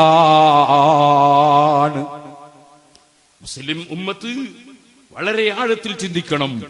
മുസ്ലിം പണ്ഡിതന്മാരും നേതാക്കളും വളരെ വിശാലമായി ആലോചിക്കണം. ഞാൻ ചുരുക്കി പറയുന്നു, ഞാൻ കുറച്ചകലെ താമരശ്ശേരി കുറെ അപ്പുറത്ത് പ്രസംഗിച്ചൊരു പ്രസംഗം, ഐക്യജുമ അറബി ഭാഷ, ഐക്യജുമയും അറബി ഭാഷ. അതിന്റെ CD നിങ്ങൾക്ക് കിട്ടും. സാധാരണ 40 റുപ്യക്ക് കൊടുക്കുന്ന സാധനം. ഇവിടെ ഐക്യത്തിന് വേണ്ടിയുള്ള പ്രസംഗം ആയതുകൊണ്ട് ലാഭമൊന്നും വേണ്ട എന്ന് ഞാൻ അതിൽ ആൾക്കാരോട് പറഞ്ഞിട്ടുണ്ട്. അതുകൊണ്ട് വെറും 20 റുപ്യക്ക് 2 CD കിട്ടും, 30 റുപ്യ. എല്ലാവരും ഒന്ന് വാങ്ങി കിട്ടുക. സുന്നത്ത് ജമാഅത്തിന്റെ ജുമയുടെ ഐക്യം വളരെ ഐക്യമാണ്. സുന്നത്ത് ജമാഅത്തിന്റെ ജുമ നിങ്ങൾ ആലോചിച്ച് നോക്ക്. 2 ബാങ്ക് കൊടുക്കും, മക്കയിലും മദീനയിലുള്ള പോലെ. സഹാബത്ത് പഠിപ്പിച്ചു തന്നതാണ്. അപ്പൊ ഒരു ബാങ്ക് മാത്രം മതി എന്ന് പറയുന്ന കക്ഷികൾ വന്നാലോ അവർക്ക് ഒരു പ്രശ്നമില്ല. അവർ ഒരു ബാങ്ക് കഴിഞ്ഞിട്ട് വന്നാൽ അവർക്കും കൂടി പറ്റും നമ്മളെ ജുമാ അല്ലേ. നമ്മൾ നിസ്കരിച്ചാൽ ദുആ ചെയ്യും. ചിലർക്ക് ആമീൻ പറയാൻ മടിയുള്ളവർ അവരൊറ്റക്ക് ദ്വാരന്നോട്ട് ആരെയും പിടിച്ച് ആമീൻ പറയിക്കൂല. ഇമാമ് ആമീൻ പറയൂ, ഇമാമ് ദ്വാരക്കും. ഇഷ്ടമുള്ളവർക്ക് ആമീൻ പറയാം, അല്ലാത്തവർക്ക് കൂടണ്ട. എല്ലാവർക്കും പങ്കെടുത്തു നമ്മളെ ജുമയിൽ. അറബി ഭാഷയിൽ ഖുത്ബ ഓതും. അറബി ഭാഷയിൽ ഖുത്ബ ഓതി ആ ജുമ പറ്റൂല എന്ന് ലോകത്ത് ആരും പറയൂലല്ലോ. അങ്ങനെയാണ് പിന്നെ മക്കയിൽ ഹജ്ജും കഴിഞ്ഞ് വന്നാൽ പിന്നെ ജുമ ഖളാ വിട്ടേണ്ടി വരൂലേ. അപ്പൊ അങ്ങനെ ഖളാ വിട്ടില്ലല്ലോ. അപ്പോ മക്കയിൽ മദീനക്ക് പോയി ജുമ സ്കെച്ച് വരാറില്ല എല്ലാവരും. അപ്പൊ അവിടെ നിന്ന് പോയി തിരിച്ചു വന്നതിന് ആരും ജുമ ഖളാ വിട്ടാറില്ല. അപ്പൊ നമ്മൾ അറബിയിൽ ഖുത്ബ ഓതി എല്ലാവർക്കും പറ്റും. അങ്ങനെ എല്ലാം തറാവി നമ്മൾ 20 റക്അത്ത് നിസ്കരിക്കും. ഒരാൾക്ക് 2 റക്അത്ത് നിസ്കരിച്ച് പോകണോ അവനെ പിടിച്ചൊന്നും വെക്കൂല. എല്ലാ സ്റ്റോപ്പിലും നിർത്തുന്നുണ്ട് വണ്ടി. എവിടെയും ഇറങ്ങാം. നമ്മളെ ഡ്രൈവർ അങ്ങോളം വണ്ടി കൊണ്ടു 20 റക്അത്ത് നിസ്കരിക്കും. സുന്നത്ത് ജമാഅത്തിൽ ഭിന്നിപ്പില്ല. സുന്നത്ത് ജമാഅത്ത് ഭിന്നിപ്പുണ്ടാക്കുന്ന പ്രസ്ഥാനമല്ല. അങ്ങനെ ഓരോന്നും നിങ്ങൾ എടുത്തോളൂ. ഓരോന്നും സുന്നത്ത് ജമാഅത്തിൽ ഭിന്നിപ്പിന്റെ പ്രശ്നമില്ല. സുന്നത്ത് ജമാഅത്ത് ഐക്യത്തിന്റെ പ്രസ്ഥാനമാണ്. അതിന്റെ അർത്ഥം തന്നെ മുഹമ്മദ് നബി സല്ലല്ലാഹു അലൈഹി വസല്ലമയുടെ ആശയം വൽ ജമാഅ, മുസ്ലിം കൂട്ടായ്മ. മുസ്ലിം കൂട്ടായ്മ എന്ന് പറയുന്നത് സുന്നത്ത് ജമാഅത്താണ്. അനൈക്യമുണ്ടാക്കിയത് മുസ്ലിം സമുദായത്തിൽ അനൈക്യമുണ്ടാക്കിയ സുന്നത്ത് ജമാഅത്തിന്റെ വിരോധികളാണ്. ഇമാമിങ്ങൾക്കിടയിൽ ഭിന്നതയൊന്നുമില്ല. ഭിന്നത എന്ന് പറഞ്ഞാൽ തമ്മിൽ ആദരിക്കാതെ അംഗീകരിക്കാതിരിക്കുന്നതല്ലേ ഭിന്നത. അങ്ങനൊന്നില്ല. അതാണ് ഇമാം ശാഫിഈ റളിയല്ലാഹു അൻഹു അബൂ ഹനീഫ തങ്ങളുടെ മഖ്ബറയിൽ അവിടുത്തെ വിട്ടുവീഴ്ച നോക്ക്. അന്ന് ഞാൻ സുബ്ഹി ഖുനൂത്ത് ഓതുന്നില്ല, ഈ മഹാനോടുള്ള അദബിന് വേണ്ടി ഖുനൂത്ത് ഓതുന്നില്ല. അവിടെ ഖുനൂത്ത് അവിടെ നിർത്തി. കണ്ടോ, ആ നിലക്കുള്ള ആദരവാണ് പണ്ഡിതന്മാർക്കിടയിൽ. പൂർവകാലത്ത് അങ്ങനെയാണ്. ഇമാം നബവി റളിയല്ലാഹു അൻഹു ശാഫിഈ മദ്ഹബിലെ ഒരു പണ്ഡിതനാണ്, പ്രഗൽഭനായ പണ്ഡിതനാണ്. ഇമാം റാഫി റളിയല്ലാഹു അൻഹു വലിയ പ്രഗൽഭനായ പണ്ഡിതനാണ്. റാഫി ഇമാം തങ്ങൾ പറഞ്ഞു, നിസ്കരിക്കുന്ന സമയത്ത് ഏതെങ്കിലും ഒരു അറിവില്ലാത്തവൻ അവന്റെ കാലിന്റെ വിരലിന്റെ അടിഭാഗം നിലത്ത് കുത്തിയില്ലെങ്കിലും നിസ്കാരത്തിന് കുഴപ്പമില്ല. കാലിന്റെ വിരലിന്റെ അടിഭാഗം നിലത്ത് കുത്തിയില്ലെങ്കിലും കുഴപ്പമില്ലെന്ന് ഇമാം റാഫി റളിയല്ലാഹു അൻഹു പറഞ്ഞു. ഇമാം റളിയല്ലാഹു അൻഹു പറഞ്ഞു, ഖുൽതു, ഞാൻ പറയുന്നു അത് പറ്റൂല. അതേ ശരിയായ വീക്ഷണം ശാഫിഈ മദ്ഹബിൽ വിരലിന്റെ അടിഭാഗം നിലത്ത് കുത്തണമെന്നാണ്. അടിഭാഗം തന്നെ കുത്തണം ഇമാം നബവി റളിയല്ലാഹു അൻഹു പറഞ്ഞു. പക്ഷേ മറ്റേ മസ്അല പറഞ്ഞ റാഫി ഇമാമിനെ സംബന്ധിച്ച് എത്ര ബഹുമാനിച്ചിട്ടാണ് ആ വിഷയം പറഞ്ഞ അതേ കിതാബിൽ നബവി ഇമാം പരാമർശിച്ചത്. റാഫി ഇമാമിനെ എത്ര ബഹുമാനിച്ചിട്ടാണ്. ഫത്ഹുൽ മുഈൻ നോക്കൂ. ചില സ്ഥലത്ത് കാണാം ഖിലാഫൻ ലി ശൈഖിനാ, എന്റെ ഉസ്താദ് പറഞ്ഞതിനെതിരായിരിക്കും ഞാനീ പറയുന്നത്. എനിക്കിങ്ങനെയാണ് ബോധ്യപ്പെട്ടത്. ഉസ്താദിന് ബോധ്യപ്പെട്ടതിനെ കുറിച്ചും നിങ്ങൾ പഠിക്കണം, മനസ്സിലാക്കണം. ഞങ്ങൾക്കിടയിൽ ഭിന്നതയല്ല. എനിക്ക് ബോധ്യപ്പെട്ടത് ഞാൻ നിങ്ങളെ മുമ്പിൽ വെക്കുന്നു. ഉസ്താദിന് ബോധ്യപ്പെട്ടത് ഉസ്താദും വെച്ചിട്ടുണ്ട്. ഇതൊക്കെ ശാഖാപരമായ വിഷയങ്ങളാണ്, അടിസ്ഥാന വിഷയങ്ങളല്ല. അങ്ങനെ ചിലപ്പോൾ ഉസ്താദും ശിഷ്യനും തമ്മിൽ വീക്ഷണ വ്യത്യാസങ്ങളുള്ള മസ്അലകളുണ്ട്. പക്ഷെ അവർക്കിടയിൽ അഭിപ്രായ ഭിന്നതയില്ല. പരസ്പരം വലിയ ബഹുമാനമാണ്, ആദരവാണ്. നിങ്ങൾ നോക്കൂ സുഹൃത്തുക്കളെ, എന്താണ് അവരുടെ ആദരവ്, എന്താണ് അവരുടെ ബഹുമാനം? ചെറിയ ബഹുമാനമല്ല, വലിയ ബഹുമാനമാണ് പരസ്പരം. പക്ഷെ അവരവർക്ക് മനസ്സിലായതനുസരിച്ച് നിയമം പറയുന്നുണ്ട്. അതിനവർ പിന്നോട്ട് പോകുന്നില്ല. അത് ശാഖാപരമായ വിഷയങ്ങളാണ്. അവരാരും മറ്റേയാള് മുശ്രിക്കാണെന്ന് പറയുന്നില്ല. നബവി ഇമാം തങ്ങൾ ഒരിക്കലും തന്നെ റാഫി ഇമാം തങ്ങളെ മഹത്വം ഇടിച്ചതായിട്ട് സംസാരിക്കുന്നില്ല. റാഫി ഇമാം തങ്ങൾ ഒരിക്കലും നബവി ഇമാമിന്റെ പക്ഷത്തുള്ള പണ്ഡിതന്മാരെ ഇടിച്ചതായി ചെയ്തിട്ടില്ല. മറിച്ച് പരസ്പര ബഹുമാനത്തോടെ അല്ലാതെ സംസാരിക്കുന്നില്ല, ആദരവോടെ അല്ലാതെ പെരുമാറുന്നില്ല. ചിലർ റാഫി ഇമാമിന്റെ ഖൗല് സ്വീകരിച്ചവരുണ്ടാകാം, ചിലർ നബവി ഇമാമിന്റെ ഖൗലെടുത്തവരുണ്ടാകാം. പക്ഷെ അതിന്റെ പേരിൽ ഭിന്നതയില്ല. ഫത്ഹുൽ മുഈൻ ഓതിയ മുതഅല്ലിമീങ്ങൾക്കറിയാം.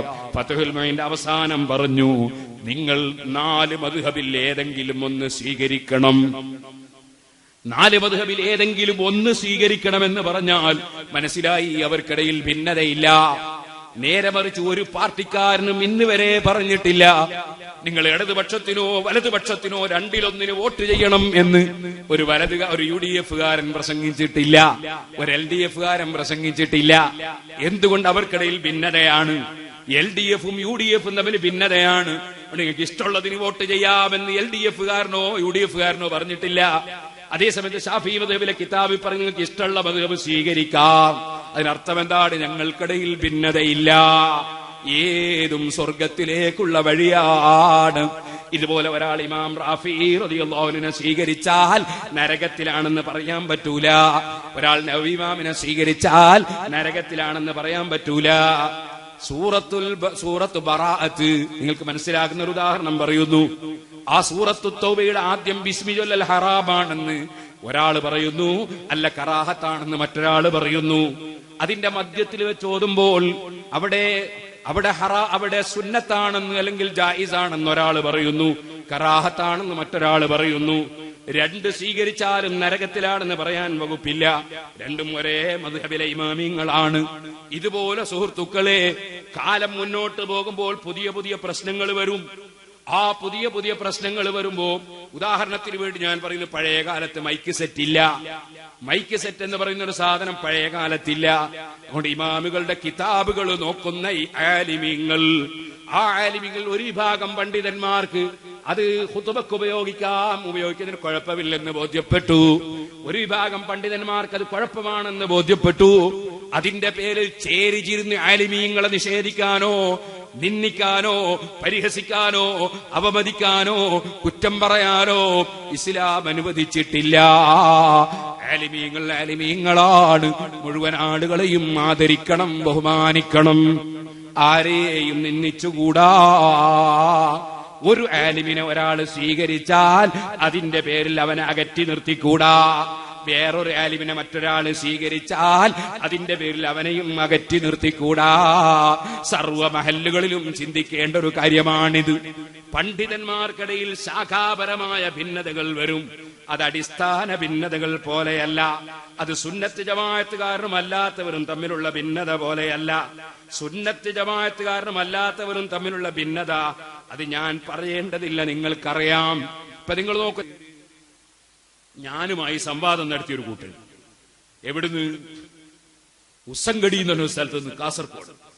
അന്ന് എന്നെ നേരിടാൻ വേണ്ടി സ്റ്റേജുമ്മല് പങ്കെടുത്ത രണ്ടാൾ. ആ രണ്ടാളുകൾ തമ്മിൽ ഇപ്പൊ അങ്ങോട്ടും ഇങ്ങോട്ടും മുശിരിക്കാണ് എന്ന് പറയാം. അന്ന് ഞങ്ങൾ മുശിരിക്കാണ് എന്നാണ് അവർ വാദിച്ചുകൊണ്ട് എന്നോട് വാദപ്രതിവാദം നടത്തിയത്. ആ വാദപ്രതിവാദം നടത്തിയ ഒരാൾ കായപ്പിടിക്കാരൻ ഒരാളാണ്. അദ്ദേഹം ഇപ്പൊ പറയുന്നു എന്റെ കൂടെ അന്ന് വാദപ്രതിവാദം നടത്തിയ ആള് ശിർക്ക് ചെയ്ത മുശിരിക്കാണ്. അയാൾ പറയുന്നു ഇയാൾ മുശിരിക്കാണ്. രണ്ടൂട്ടർ അങ്ങോട്ടും ഇങ്ങോട്ടും ശിർക്ക് ആരോപിച്ച് മുശിരിക്കാക്കുകയാണ്. അത് ഖിയാമത്ത് നാൾ വരെ തുടരും. അത് ഈ ലോകത്തുള്ള ചരിത്രം, ഇസ്ലാമിന്റെ ചരിത്രം അങ്ങനെയാണ്. സഹാബത്ത് മുശ്രിക്കാണെന്ന് പറഞ്ഞ ഖവാരിജുകൾ ചിന്ന ഭിന്നമായി അവർ പരസ്പരം മുശ്രിക്കാക്കി പ്രഖ്യാപിച്ചു. സിയാക്കൾ ചിന്ന ഭിന്നമായി പരസ്പരം നരകത്തിലാണെന്ന് പ്രഖ്യാപിച്ചു. റാഫിദുകൾ പരസ്പരം ഭിന്നിച്ച് അങ്ങോട്ടും ഇങ്ങോട്ടും മുശ്രിക്കാക്കി. അതുപോലെ മുഅ്തസിലുകൾ മഹാനായ അഹ്മദ് ഇബ്നു ഹംബൽ റളിയല്ലാഹു അൻഹുവിനെ ജയിലിലടച്ച് അടിച്ച് ചോര പൊട്ടിച്ച മുഅ്തസിലുകൾ അഹ്മദ് ഇബ്നു നസ്റുൽ മർവസി റളിയല്ലാഹു അൻഹു ഖുസായി റളിയല്ലാഹു അൻഹുവിനെ അഹ്മദ് ഇബ്നു നസ്റുൽ ഖുസായി റളിയല്ലാഹു അൻഹു സുന്നത്ത് ജമാഅത്ത് തുറന്ന് പറഞ്ഞതിന്റെ പേരിൽ തലവെട്ടിക്കളഞ്ഞ മുഅ്തസിലുകൾ തലവെട്ടിയപ്പോൾ മറമാടുന്നത് വരെ ആ തല ഖുർആൻ ഓതിയിട്ടുണ്ട്, ലാ ഇലാഹ ഇല്ലല്ലാഹ് ചൊല്ലിയിട്ടുണ്ട്. പക്ഷെ എന്നിട്ടും അവരെ കറാമത്ത് കണ്ടിട്ട് വിശ്വസിച്ചിട്ടില്ല. ആ മുഅ്തസിലുകൾ പിന്നീട് ഭിന്നിച്ച് പരസ്പരം ഭിന്നിച്ച് അങ്ങോട്ടും ഇങ്ങോട്ടും തമ്മിലടിച്ച് നശിച്ചിട്ടുണ്ട്.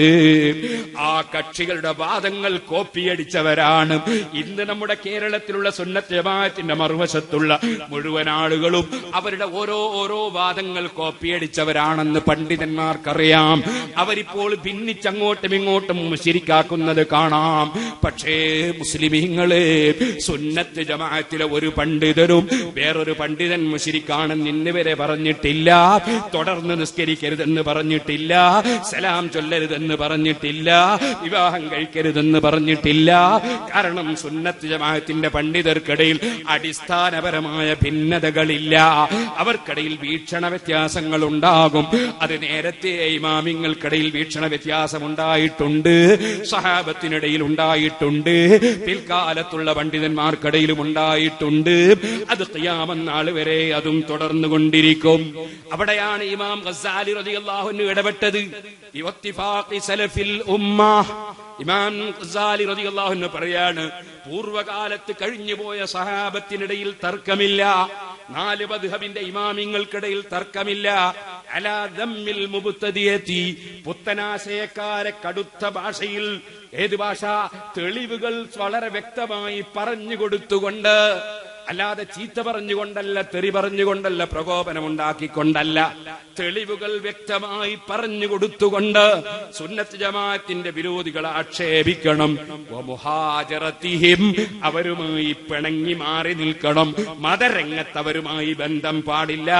വഖതി സുഹബതി മഅഹും, അവരുമായി മതരംഗത്ത് സഹവാസം പാടില്ല. വതസ്ദീദിൽ ഇൻകാരി അലൈഹിം, അവരെ ശക്തിയായി വിമർശിക്കണം. അതിൽ ഒരു സഹാബിക്കും തർക്കമില്ല, ഒരു ഇമാമിനും തർക്കമില്ല. സുന്നത്ത് ജമാഅത്തിന്റെ വിരോധികളെ ശക്തിയായി നേരിടണം എന്നതിൽ ഒരു ഇമാമിനും തർക്കമില്ല, ഒരു സഹാബത്തിനും തർക്കമില്ല. മാ തർക്കി തസ്ദീദി അലൽ മുഖ്തലിഫീന ഫീ മസായിലിൽ ഫറായിൽ വഫുറൂഇൽ ഫിഖ്ഹി, അതേ സമയത്ത് ഫിഖ്ഹിന്റെ, കർമ്മശാസ്ത്രത്തിന്റെ ശാഖാപരമായ വിഷയങ്ങൾ വരുമ്പോ അവിടെ പരസ്പരം ശക്തിയായി വിമർശിക്കാൻ പാടില്ല, പരസ്പരം കുറ്റം പറയാൻ പാടില്ല, പരസ്പരം ആക്ഷേപിക്കാൻ പാടില്ല, പരസ്പരം നിന്ദിക്കാൻ പാടില്ല, അവരെ ഒരിക്കലും പരസ്പരം തുടർന്ന് നിസ്കരിക്കരുതെന്ന് പറയാൻ പാടില്ല.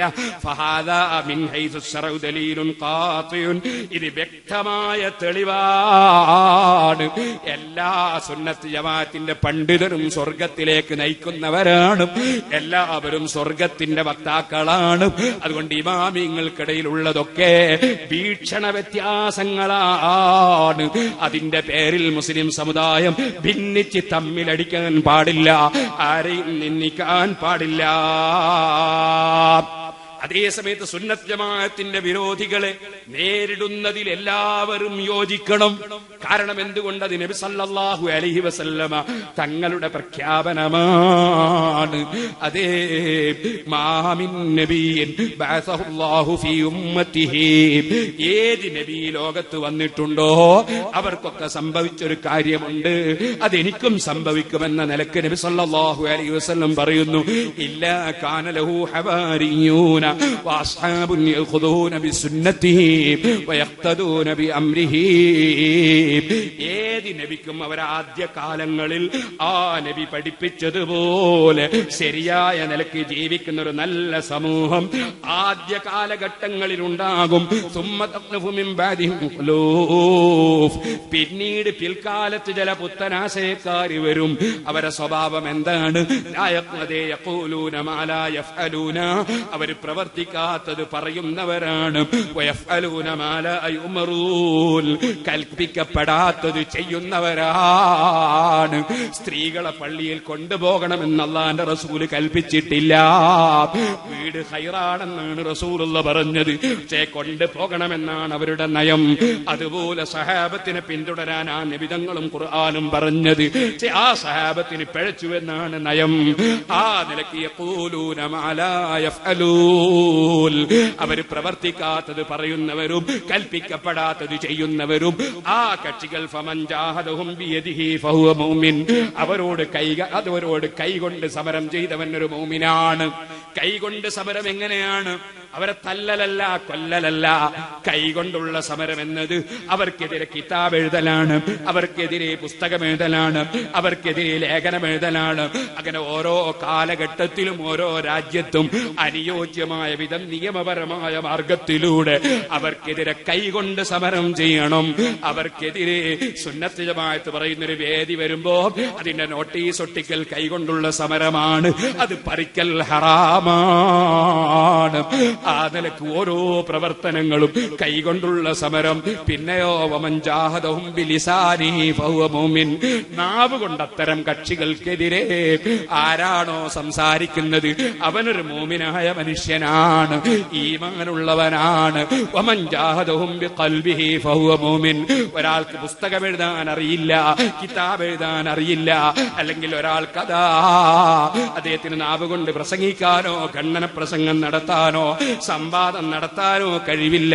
എന്നാൽ അവന്റെ മനസ്സുകൊണ്ട് അത്തരം കക്ഷികളെ വെറുത്താൽ, മനസ്സുകൊണ്ട് അവരോട് സമരം ചെയ്തവൻ, എന്റെ മകളെ അത്തരത്തിലുള്ള ഒരാൾക്ക് ഞാൻ വിവാഹം കഴിച്ചു കൊടുക്കൂല, എന്റെ മകനെ കൊണ്ട് അത്തരം ഒരാളെ വിവാഹം കഴിപ്പിക്കൂല, എന്റെ മകൾക്കുണ്ടായ കുട്ടി ഒരല്പ ദിവസം കഴിഞ്ഞ് ഞാനൊരു മൗലിദ് ഓതുമ്പോ ഇതാ ഉപ്പാപ്പ മുശ്രിക്കാണെന്ന് പറയുന്ന ഒരു കുട്ടി എനിക്ക് പറ്റൂല, ഞാൻ മരിച്ച യാസീൻ ഓതിയാൽ ഇസ്ലാം എന്ന് പുറത്തു പോകുന്ന പറയുന്ന ഒരു മകൻ എനിക്ക് പറ്റൂല. ഈ നിലക്ക് നാവ് കൊണ്ടും കൈകൊണ്ടും മനസ്സുകൊണ്ടും അത്തരക്കാരോട് എതിർപ്പ് പ്രകടിപ്പിച്ചവനാരോ ഫഹുവ മുഅ്മിൻ, അവരൊരു മുഅ്മിനായ മനുഷ്യനാണ്. അതാ സർട്ടിഫിക്കറ്റ് നൽകുന്നത് നബി സല്ലല്ലാഹു അലൈഹി വസല്ലമ തങ്ങളാണ്. എന്നിട്ട് അവിടുന്ന് പറഞ്ഞു വലൈസ വറാദാലിക മിനൽ ഈമാനി ഹബ്ബതു ഖർദൽ. ഈ മൂന്ന് വിധത്തിലുമുള്ള എതിർപ്പിന് ഒരു മനുഷ്യൻ തയ്യാറില്ലെങ്കിൽ അവന്റെ മനസ്സിൽ കടുമണി തൂക്കം ഈമാനില്ല. ഇമാം മുസ്ലിം റളിയല്ലാഹു അൻഹു റിപ്പോർട്ട് ചെയ്യുന്ന സ്വഹീഹായ ഹദീസ് മിസ്കാത്തിലടക്കം കാണാം. അതുകൊണ്ട് സുന്നത്ത് ജമാഅത്തിലുള്ള പണ്ഡിതന്മാർക്കിടയിൽ വീക്ഷണ വ്യത്യാസങ്ങൾ ഉണ്ടെങ്കിൽ അതിന്റെ പേരിൽ ആക്ഷേപം പറ്റൂല, അതിന്റെ പേരിൽ ഭിന്നിപ്പ് പറ്റൂല, അതിന്റെ പേരിൽ അനൈക്യം പറ്റൂല. ഇത് അല്ലാഹുവിന്റെ ദീനാണ് കേട്ടോ. പണ്ഡിതന്മാർ പഴയകാലത്ത് റസാനത്ത് പറഞ്ഞു, ഏത് വസ്തുവും ഒഴുത്തു പോകുമ്പോൾ ഉപ്പിട്ട് നന്നാക്കണം, ഉപ്പ് പുഴുത്തു പോയാൽ എന്തു ചെയ്യും? പണ്ഡിതന്മാർ ജനങ്ങളെ ഭിന്നിപ്പിക്കുന്ന ഒരു വാക്കും സംസാരിക്കരുത്. ഒരു പണ്ഡിതൻ വേറൊരു പണ്ഡിതനെ നിന്ദിച്ച് സംസാരിക്കരുത്. അത് പാണ്ഡിത്യത്തോട് യോജിച്ചതല്ല, അല്ലാഹുവിന്റെ ദീനിനോട് യോജിച്ചതല്ല. മഹാനായ ഇമാം ബുഖാരി റളിയല്ലാഹു അൻഹു ഒന്നുകൂടി കൊടുക്കുന്ന ഒരു അധ്യായം, ബാബു ഖൗലിൻ നബി യസ്സിറു വലാ തുഅസ്സിറു വകാന യുഹിബ്ബു തഖ്ഫീഫ വൽ യുസ്റ അലന്നാസ്. പണ്ഡിതന്മാര് വാശി പിടിക്കരുത്, നേതാക്കന്മാര് വാശി പിടിക്കരുത്. ഇമാം ബുഖാരി അധ്യായം കൊടുക്കുന്നു, നിങ്ങൾ എളുപ്പം ചെയ്യുവീൻ, ഞെരിക്കമാക്കരുത്. നിങ്ങൾ അതാ എല്ലാവർക്കും ലഘുവാക്കുവീൻ, ജനങ്ങൾക്ക് ലഘുവാക്കി കൊടുക്കുവീൻ, ജനങ്ങളെ വാശിക്കാരാക്കരുത്. ഇവിടെ ഏതാണ് ഇമാം ബുഖാരി പല ഹദീസും ഉദ്ധരിക്കുന്നു. അതിൽ ഒരു ഹദീസ് യസ്സിറു വലാ തുഅസ്സിറു, നിങ്ങൾ എളുപ്പം ചെയ്യണേ, നിങ്ങൾ ഞെരിക്കമാക്കല്ലേ. വസക്കിനു, നിങ്ങൾ സമാധാനം ഉണ്ടാക്കണേ. വലാ തുനഫിറു, നിങ്ങൾ ജനങ്ങളെ അകറ്റരുതേ. പണ്ഡിതന്മാര് ശരിക്ക് ശ്രദ്ധിക്കണം. വിമർശനം നടത്തുമ്പോൾ വളരെ ആരോഗ്യകരമാകണം. കണ്ടില്ലേ നിങ്ങൾ, ബഹുമാനപ്പെട്ട അബൂബർസത്തുൽ അസ്ലമി റളിയല്ലാഹു അൻഹു ഒരു സ്ത്രീ പള്ളിയിലേക്ക് പോയ വിവരം കേട്ടപ്പോ ശക്തമായ ഭാഷയിൽ വിമർശിച്ച മഹാനായ സഹാബിയാണ് അബൂബർസത്തുൽ അസ്ലമി റളിയല്ലാഹു അൻഹു. ദുർറുൽ മൻസൂറിൽ അത് കാണാം. ആ അബൂബർസത്തുൽ അസ്ലമി റളിയല്ലാഹു അൻഹു ഒരു ദിവസം ഒരു കുതിരപ്പുറത്ത് വന്നു. ഇമാം ബുഖാരി റിപ്പോർട്ട് ചെയ്യുന്ന ഒരു സ്ഥലത്ത് 2 റക്അത്ത് നിസ്കരിക്കാമെന്ന് കരുതി നിസ്കാരം തുടങ്ങി. കുതിരയെ മൂപ്പരങ്ങ് വിട്ടു. കുതിര ഒരൊറ്റ പോക്ക. അബൂബർസത്തുൽ അസ്ലമി റളിയല്ലാഹു അൻഹു നിസ്കാരം കൈയൊളുക്കി, നമ്മുടെ നാട്ടിൽ ഭാഷ പറഞ്ഞാൽ നിസ്കാരം വിട്ട് കുതിര നോക്കിപ്പോയി. കുതിര പിടിച്ചു കൊണ്ടുവന്നു. നിസ്കാരം രണ്ടാമത് വീണ്ടും നിസ്കരിച്ചു. അപ്പൊ അവിടെ ഉണ്ടായിരുന്നു ഒരാള്. ആൾക്കാരുടെ അയാൾ ഒരു അഭിപ്രായമൊക്കെ പറയുന്ന ആളാ. ബുഖാരി ഇമാം അയാൾ ചിലപ്പോ മൂപ്പര് ചില മസുലയത്തൊക്കെ പറഞ്ഞു വരും. അങ്ങനെ ഒരു അഭിപ്രായം പറയുന്ന ഒരാളാ. അങ്ങനത്തെ ഒരാളുടെ അവിടെ മൂപ്പര ധാരണയിൽ മൂപ്പര് വലിയ വിവരമുള്ള ആളാണ്. അയാള് പറഞ്ഞു, ഉൻദുറു ഇലാ ഹാദ ശൈഖ്, ഈ പണ്ഡിതനെ കൊണ്ട്, ഈ വയസ്സായ ഈ പണ്ഡിതനെ കൊണ്ട് തറക്ക സലാത്തുഹു മിൻ അജ്ലി ഫറസി, ഒരു കുതിര ബോധം വെച്ചിട്ട് നിക്കാരത്തൊന്ന് വിട്ടുപോയിരിക്കുന്ന അയാള് വിമർശിച്ചു. ആ സമയത്ത് ഫഅഖബല, സഹാബിയായ അബൂബർസത്തുൽ അസ്ലമി തങ്ങൾ ഇങ്ങ് വന്നു. എന്നിട്ട് പറഞ്ഞു, മാ അന്നഫനി യദും മുൻദു ഫാറഖ്തു റസൂലുള്ളാഹി സ്വല്ലല്ലാഹു അലൈഹി വസല്ലം, അല്ലാഹുവിന്റെ റസൂലിനെ ഞാൻ വിട്ടുപിരിഞ്ഞതിന് ശേഷം ഇന്ന് വരെ ഒരാൾ എന്നെ ആക്ഷേപിച്ച് സംസാരിച്ചിട്ടില്ല. ഞാൻ അല്ലാഹുവിന്റെ റസൂലിനെ വിട്ടുപിരിഞ്ഞതിന് ശേഷം ഒരാളും എന്നെ ഇന്ന് വരെ ആക്ഷേപിച്ച് സംസാരിച്ചിട്ടില്ല. നിങ്ങളോട് ഞാൻ പറയാം, എന്റെ വീട് കുറെ ദൂരെയാണ്. ഞാനിപ്പോൾ ഈ കുതിര പോകുന്ന വഴിക്ക് പോകട്ടെ എന്ന് മനസ്സിലാക്കി ഞാൻ അതിനെ വിട്ടാൽ ഞാൻ ഇന്ന് രാത്രിയായാലും രാത്രിയിലും എന്റെ വീട്ടിലെത്തൂല. അതുകൊണ്ട് എന്റെ ആ കുതിരയെ എനിക്ക് വിട്ടേച്ച് പോകാൻ പാടില്ല. വദക്കറ അന്നഹു സഹിബൻ നബിയ സല്ലല്ലാഹു അലൈഹി വസല്ലം, ഞാൻ അല്ലാഹുവിന്റെ റസൂൽ ഇൽമു പഠിച്ച ആളാണ്. ഫറആ മിൻ തൈസീരിഹി, അപ്പൊ അല്ലാഹുവിന്റെ റസൂൽ ഈ ദീൻ ഇത്ര കടുപ്പം കൂട്ടി പഠിപ്പിച്ചിട്ടുണ്ട്. പഠിപ്പിച്ചിട്ടില്ല. എളുപ്പത്തിലാണ് ഈ ദീൻ പഠിപ്പിച്ചിട്ടുള്ളത്. ഇത് ഇമാം ബുഖാരി എടുത്തുദ്ധരിക്കുകയാണ്. പണ്ഡിതന്മാര് കടുപ്പം കൂട്ടിയിട്ട് മുസ്ലിമീങ്ങളെ തമ്മിൽ ഭിന്നിപ്പിക്കരുത്, തമ്മിൽ അടിപ്പിക്കരുത്, തമ്മിൽ ചീത്ത പറയിക്കരുത്, കുറ്റം പറയിക്കരുത്. പണ്ഡിതന്മാർക്ക് വലിയ ബാധ്യതയുണ്ട്. അതാണ് നബിതങ്ങൾ. നിങ്ങൾ കണ്ടോ, ഒരാറാബിയായ ഗ്രാമീണനായ മനുഷ്യൻ പള്ളിയിൽ വന്നു. പള്ളിയിൽ അങ്ങ് മൂത്രമൊഴിച്ചു. അയാള് ജനങ്ങളൊക്കെ കൂടി അദ്ദേഹത്തെ പൊതിയാൻ വന്നു. പള്ളിയിൽ മൂത്രയിച്ചാള്. നബി സല്ലല്ലാഹു അലൈഹി വസല്ലം പറഞ്ഞു, ദഊ, നിങ്ങളൊന്നും ചെയ്യല്ല അയാളെ. വഅഖ്രിഖു അലാ ബൗലിഹി ദനൂബൻ മിമ്മാ, ഒരു പാത്രം വെള്ളം കൊണ്ടുവരൂ. മൂത്രം ഒഴിച്ചു പോയില്ലേ, അതിന് നിങ്ങൾ പിടിച്ചു വെച്ചിട്ട് കാര്യമുണ്ടോ? കാര്യം പിടിച്ചു വെച്ചാ പള്ളി ഒട്ടാകെ മൂത്രാവൂലേ? നിങ്ങൾ പിടിച്ചു വെച്ചുകൊണ്ട് കാര്യമുണ്ടോ? പരിഹാരമാണ് നോക്കേണ്ടത്. അവിടുന്ന് പറഞ്ഞു, നിങ്ങൾ ഒരു പാത്രം വെള്ളം കൊണ്ടുവരൂ, അതവിടെ ഒഴിക്കൂ. നിങ്ങളെ നിയോഗിക്കപ്പെട്ടത് എളുപ്പം ചെയ്യുന്നവരായ നിലക്കാണ്. വലം തുബഅസൂ മുഅസ്സിരീന, ആളുകൾക്ക് പ്രയാസമുണ്ടാക്കുന്നതിലേക്ക് നിങ്ങളെ നിയോഗിക്കപ്പെട്ടിട്ടില്ല. അപ്പൊ ഇസ്ലാമിക പ്രവർത്തനം, ഇസ്ലാമിക ദഅവത്ത് അത് പ്രയാസങ്ങൾ ഉണ്ടാക്കലല്ല, പ്രശ്നങ്ങൾ ഉണ്ടാക്കലല്ല, മറിച്ച് ഉള്ള പ്രശ്നങ്ങൾ ഇല്ലാതെയാക്കലാണ്. അതിനുവേണ്ടിയാണ് പരിശ്രമം നടത്തേണ്ടത്. സുഹൃത്തുക്കളെ, ഞാൻ ചുരുക്കി പറയാണ്. നബി സല്ലല്ലാഹു അലൈഹി വസല്ലം തങ്ങൾ പറഞ്ഞു, ഫതൂബാ ലി അബ്ദിൻ ജഅലഹുല്ലാഹു മിഫ്താഹൻ ലിൽ ഖൈർ. ഖൈറിന്റെ താക്കോലായി അല്ലാഹു നിശ്ചയിച്ച ചില ആളുകളുണ്ട്. അവർ തിന്മ പൂട്ടിയിടുകയും ഖൈറിന്റെ വാതിൽ തുറക്കുകയും ചെയ്യുന്ന താക്കോലുകളാണവർ. അവർക്കാണ് മുഴുവൻ സന്തോഷങ്ങളും. വൈലുല്ലി അബ്ദിൻ ജഅലഹുല്ലാഹു മിഫ്താഹൻ ലിശ്ശർ, നാശത്തിന് താക്കോലാകുന്ന ചില അടിമകളുണ്ട്, അവർക്കാണ് നാശം. മിഗ്ലാഖൻ ലിൽ ഖൈർ, ഖൈറിന്റെ പൂട്ടിടുന്നവരാണവർ. അങ്ങനെ ഖൈറ് പൂട്ടിക്കളയുന്ന ഷർറ് തുറക്കുന്നവരാകരുത്. നമ്മളെപ്പോഴും ഖൈറ് തുറക്കുന്നവരാകണം, ഷർറ് പൂട്ടുന്നവരാകണം. വിട്ടുവീഴ്ച മനസ്ഥിതി വേണം. നബിതങ്ങൾ പറഞ്ഞില്ല, റഹിമല്ലാഹു റജുലൻ സംഹൻ, വിട്ടുവീഴ്ചയുള്ള മനുഷ്യന് അല്ലാഹുവിന്റെ റഹ്മത്ത് ലഭിച്ചു, അല്ലെങ്കിൽ ലഭിക്കട്ടെ. ഇദാ ബാഅ, വിൽക്കുമ്പോഴും, വൈദസ്തറാ, വാങ്ങുമ്പോഴും, വൈദഖ്തലാ, അവകാശം ചോദിക്കുമ്പോഴും എല്ലാം വിട്ടുവീഴ്ചയുടെ മനസ്സ്. അതെന്റെ അവകാശമല്ലേ, എന്നാലും ഞാൻ വിട്ടുവീഴ്ച ചെയ്യുന്നു. അങ്ങനെ വിട്ടുവീഴ്ചയുടെ മനസ്സുള്ളവൻ അവൻ അല്ലാഹു തആല റഹ്മത്ത് ചെയ്യുമെന്ന് മഹാനായ മുഹമ്മദുർ റസൂലുള്ളാഹി സല്ലല്ലാഹു അലൈഹി വസല്ലമ തങ്ങൾ പഠിപ്പിക്കുകയാണ്. സുഹൃത്തുക്കളെ, വലിയ ബാധ്യതയുണ്ട് ഇസ്ലാമിക പ്രവർത്തകന്മാർക്ക്. ആ ബാധ്യത നിർവഹിച്ചുകൊണ്ട് വേണം പ്രവർത്തിക്കാൻ. നേതാക്കൾക്ക് വലിയ ബാധ്യതയുണ്ട്. അവരെവിടെ ഭിന്നതയുണ്ടോ ആ ഭിന്നത തീർക്കാൻ ശ്രമിക്കണം. പക്ഷം ചേരരുത്. അവിടെ ഭിന്നത തീർക്കാൻ ശ്രമിക്കണം. അത് മുസ്ലിങ്ങളുടെ നേതാക്കളുടെ പ്രത്യേകം അവരുടെ കടപ്പാടാണ്. ഞാൻ പറയട്ടെ, ഖുർആൻ പറഞ്ഞത് കണ്ടോ, ലാ ഖൈറ ഫീ കസീരിൻ മിൻ നജ്വാഹും ഇല്ലാ മൻ അമറ ബിസദഖത്തിൻ ഔ മഅറൂഫിൻ ഔ ഇസ്ലാഹിൻ ബൈനൻ നാസ് വമൻ യഫ്അൽ ദാലിക ഇബ്തിഗാഅ മർളാത്തില്ലാഹി ഫസൗഫ നുതീഹി അജ്റൻ അളീമാ.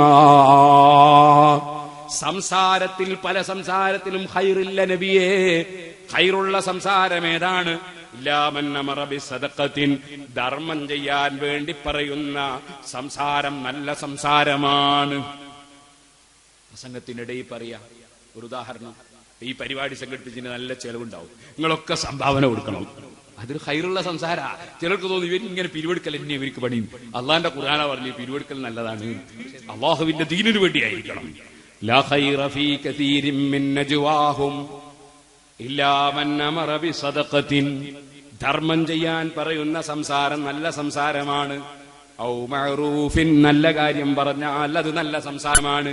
ഔ ഇസ്ലാഹിൻ ബൈനൻ നാസ്, ജനങ്ങൾക്കിടയിൽ സന്ധി ഉണ്ടാക്കാനുള്ള സംസാരം നല്ല സംസാരമാണ്. വമൻ യഫ്അൽ ദാലിക ഇബ്തിഗാഅ മർളാത്തില്ലാഹ്, എല്ലാ സന്ധി ഉണ്ടാക്കുന്നവർക്കും പ്രതിഫലമില്ല, എല്ലാ സ്നേഹത്തെ പറയുന്നവർക്കും പടച്ചവന്റെ കൂലിയില്ല. അതൊരു കൂട്ടക്കേ ഉള്ളൂ. അതാരാണ്? അല്ലാഹ് പറയാണ്,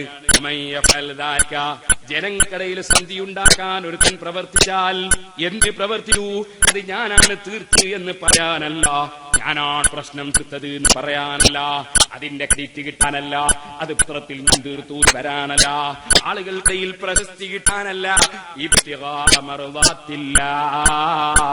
അള്ളാന്റെ പൊരുത്തം മാത്രം ലക്ഷ്യം വെച്ചിട്ട് മുസ്ലിമീങ്ങൾ തമ്മിൽ അടിക്കരുത്, മുസ്ലിമീങ്ങൾ തമ്മിൽ ഭിന്നിക്കരുത്, ഒരു മഹല്ലത്തിലും ഭിന്നിക്കരുത്.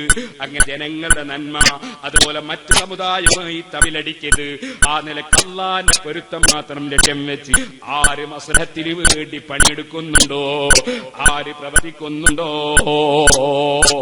അതാ പറയുന്നു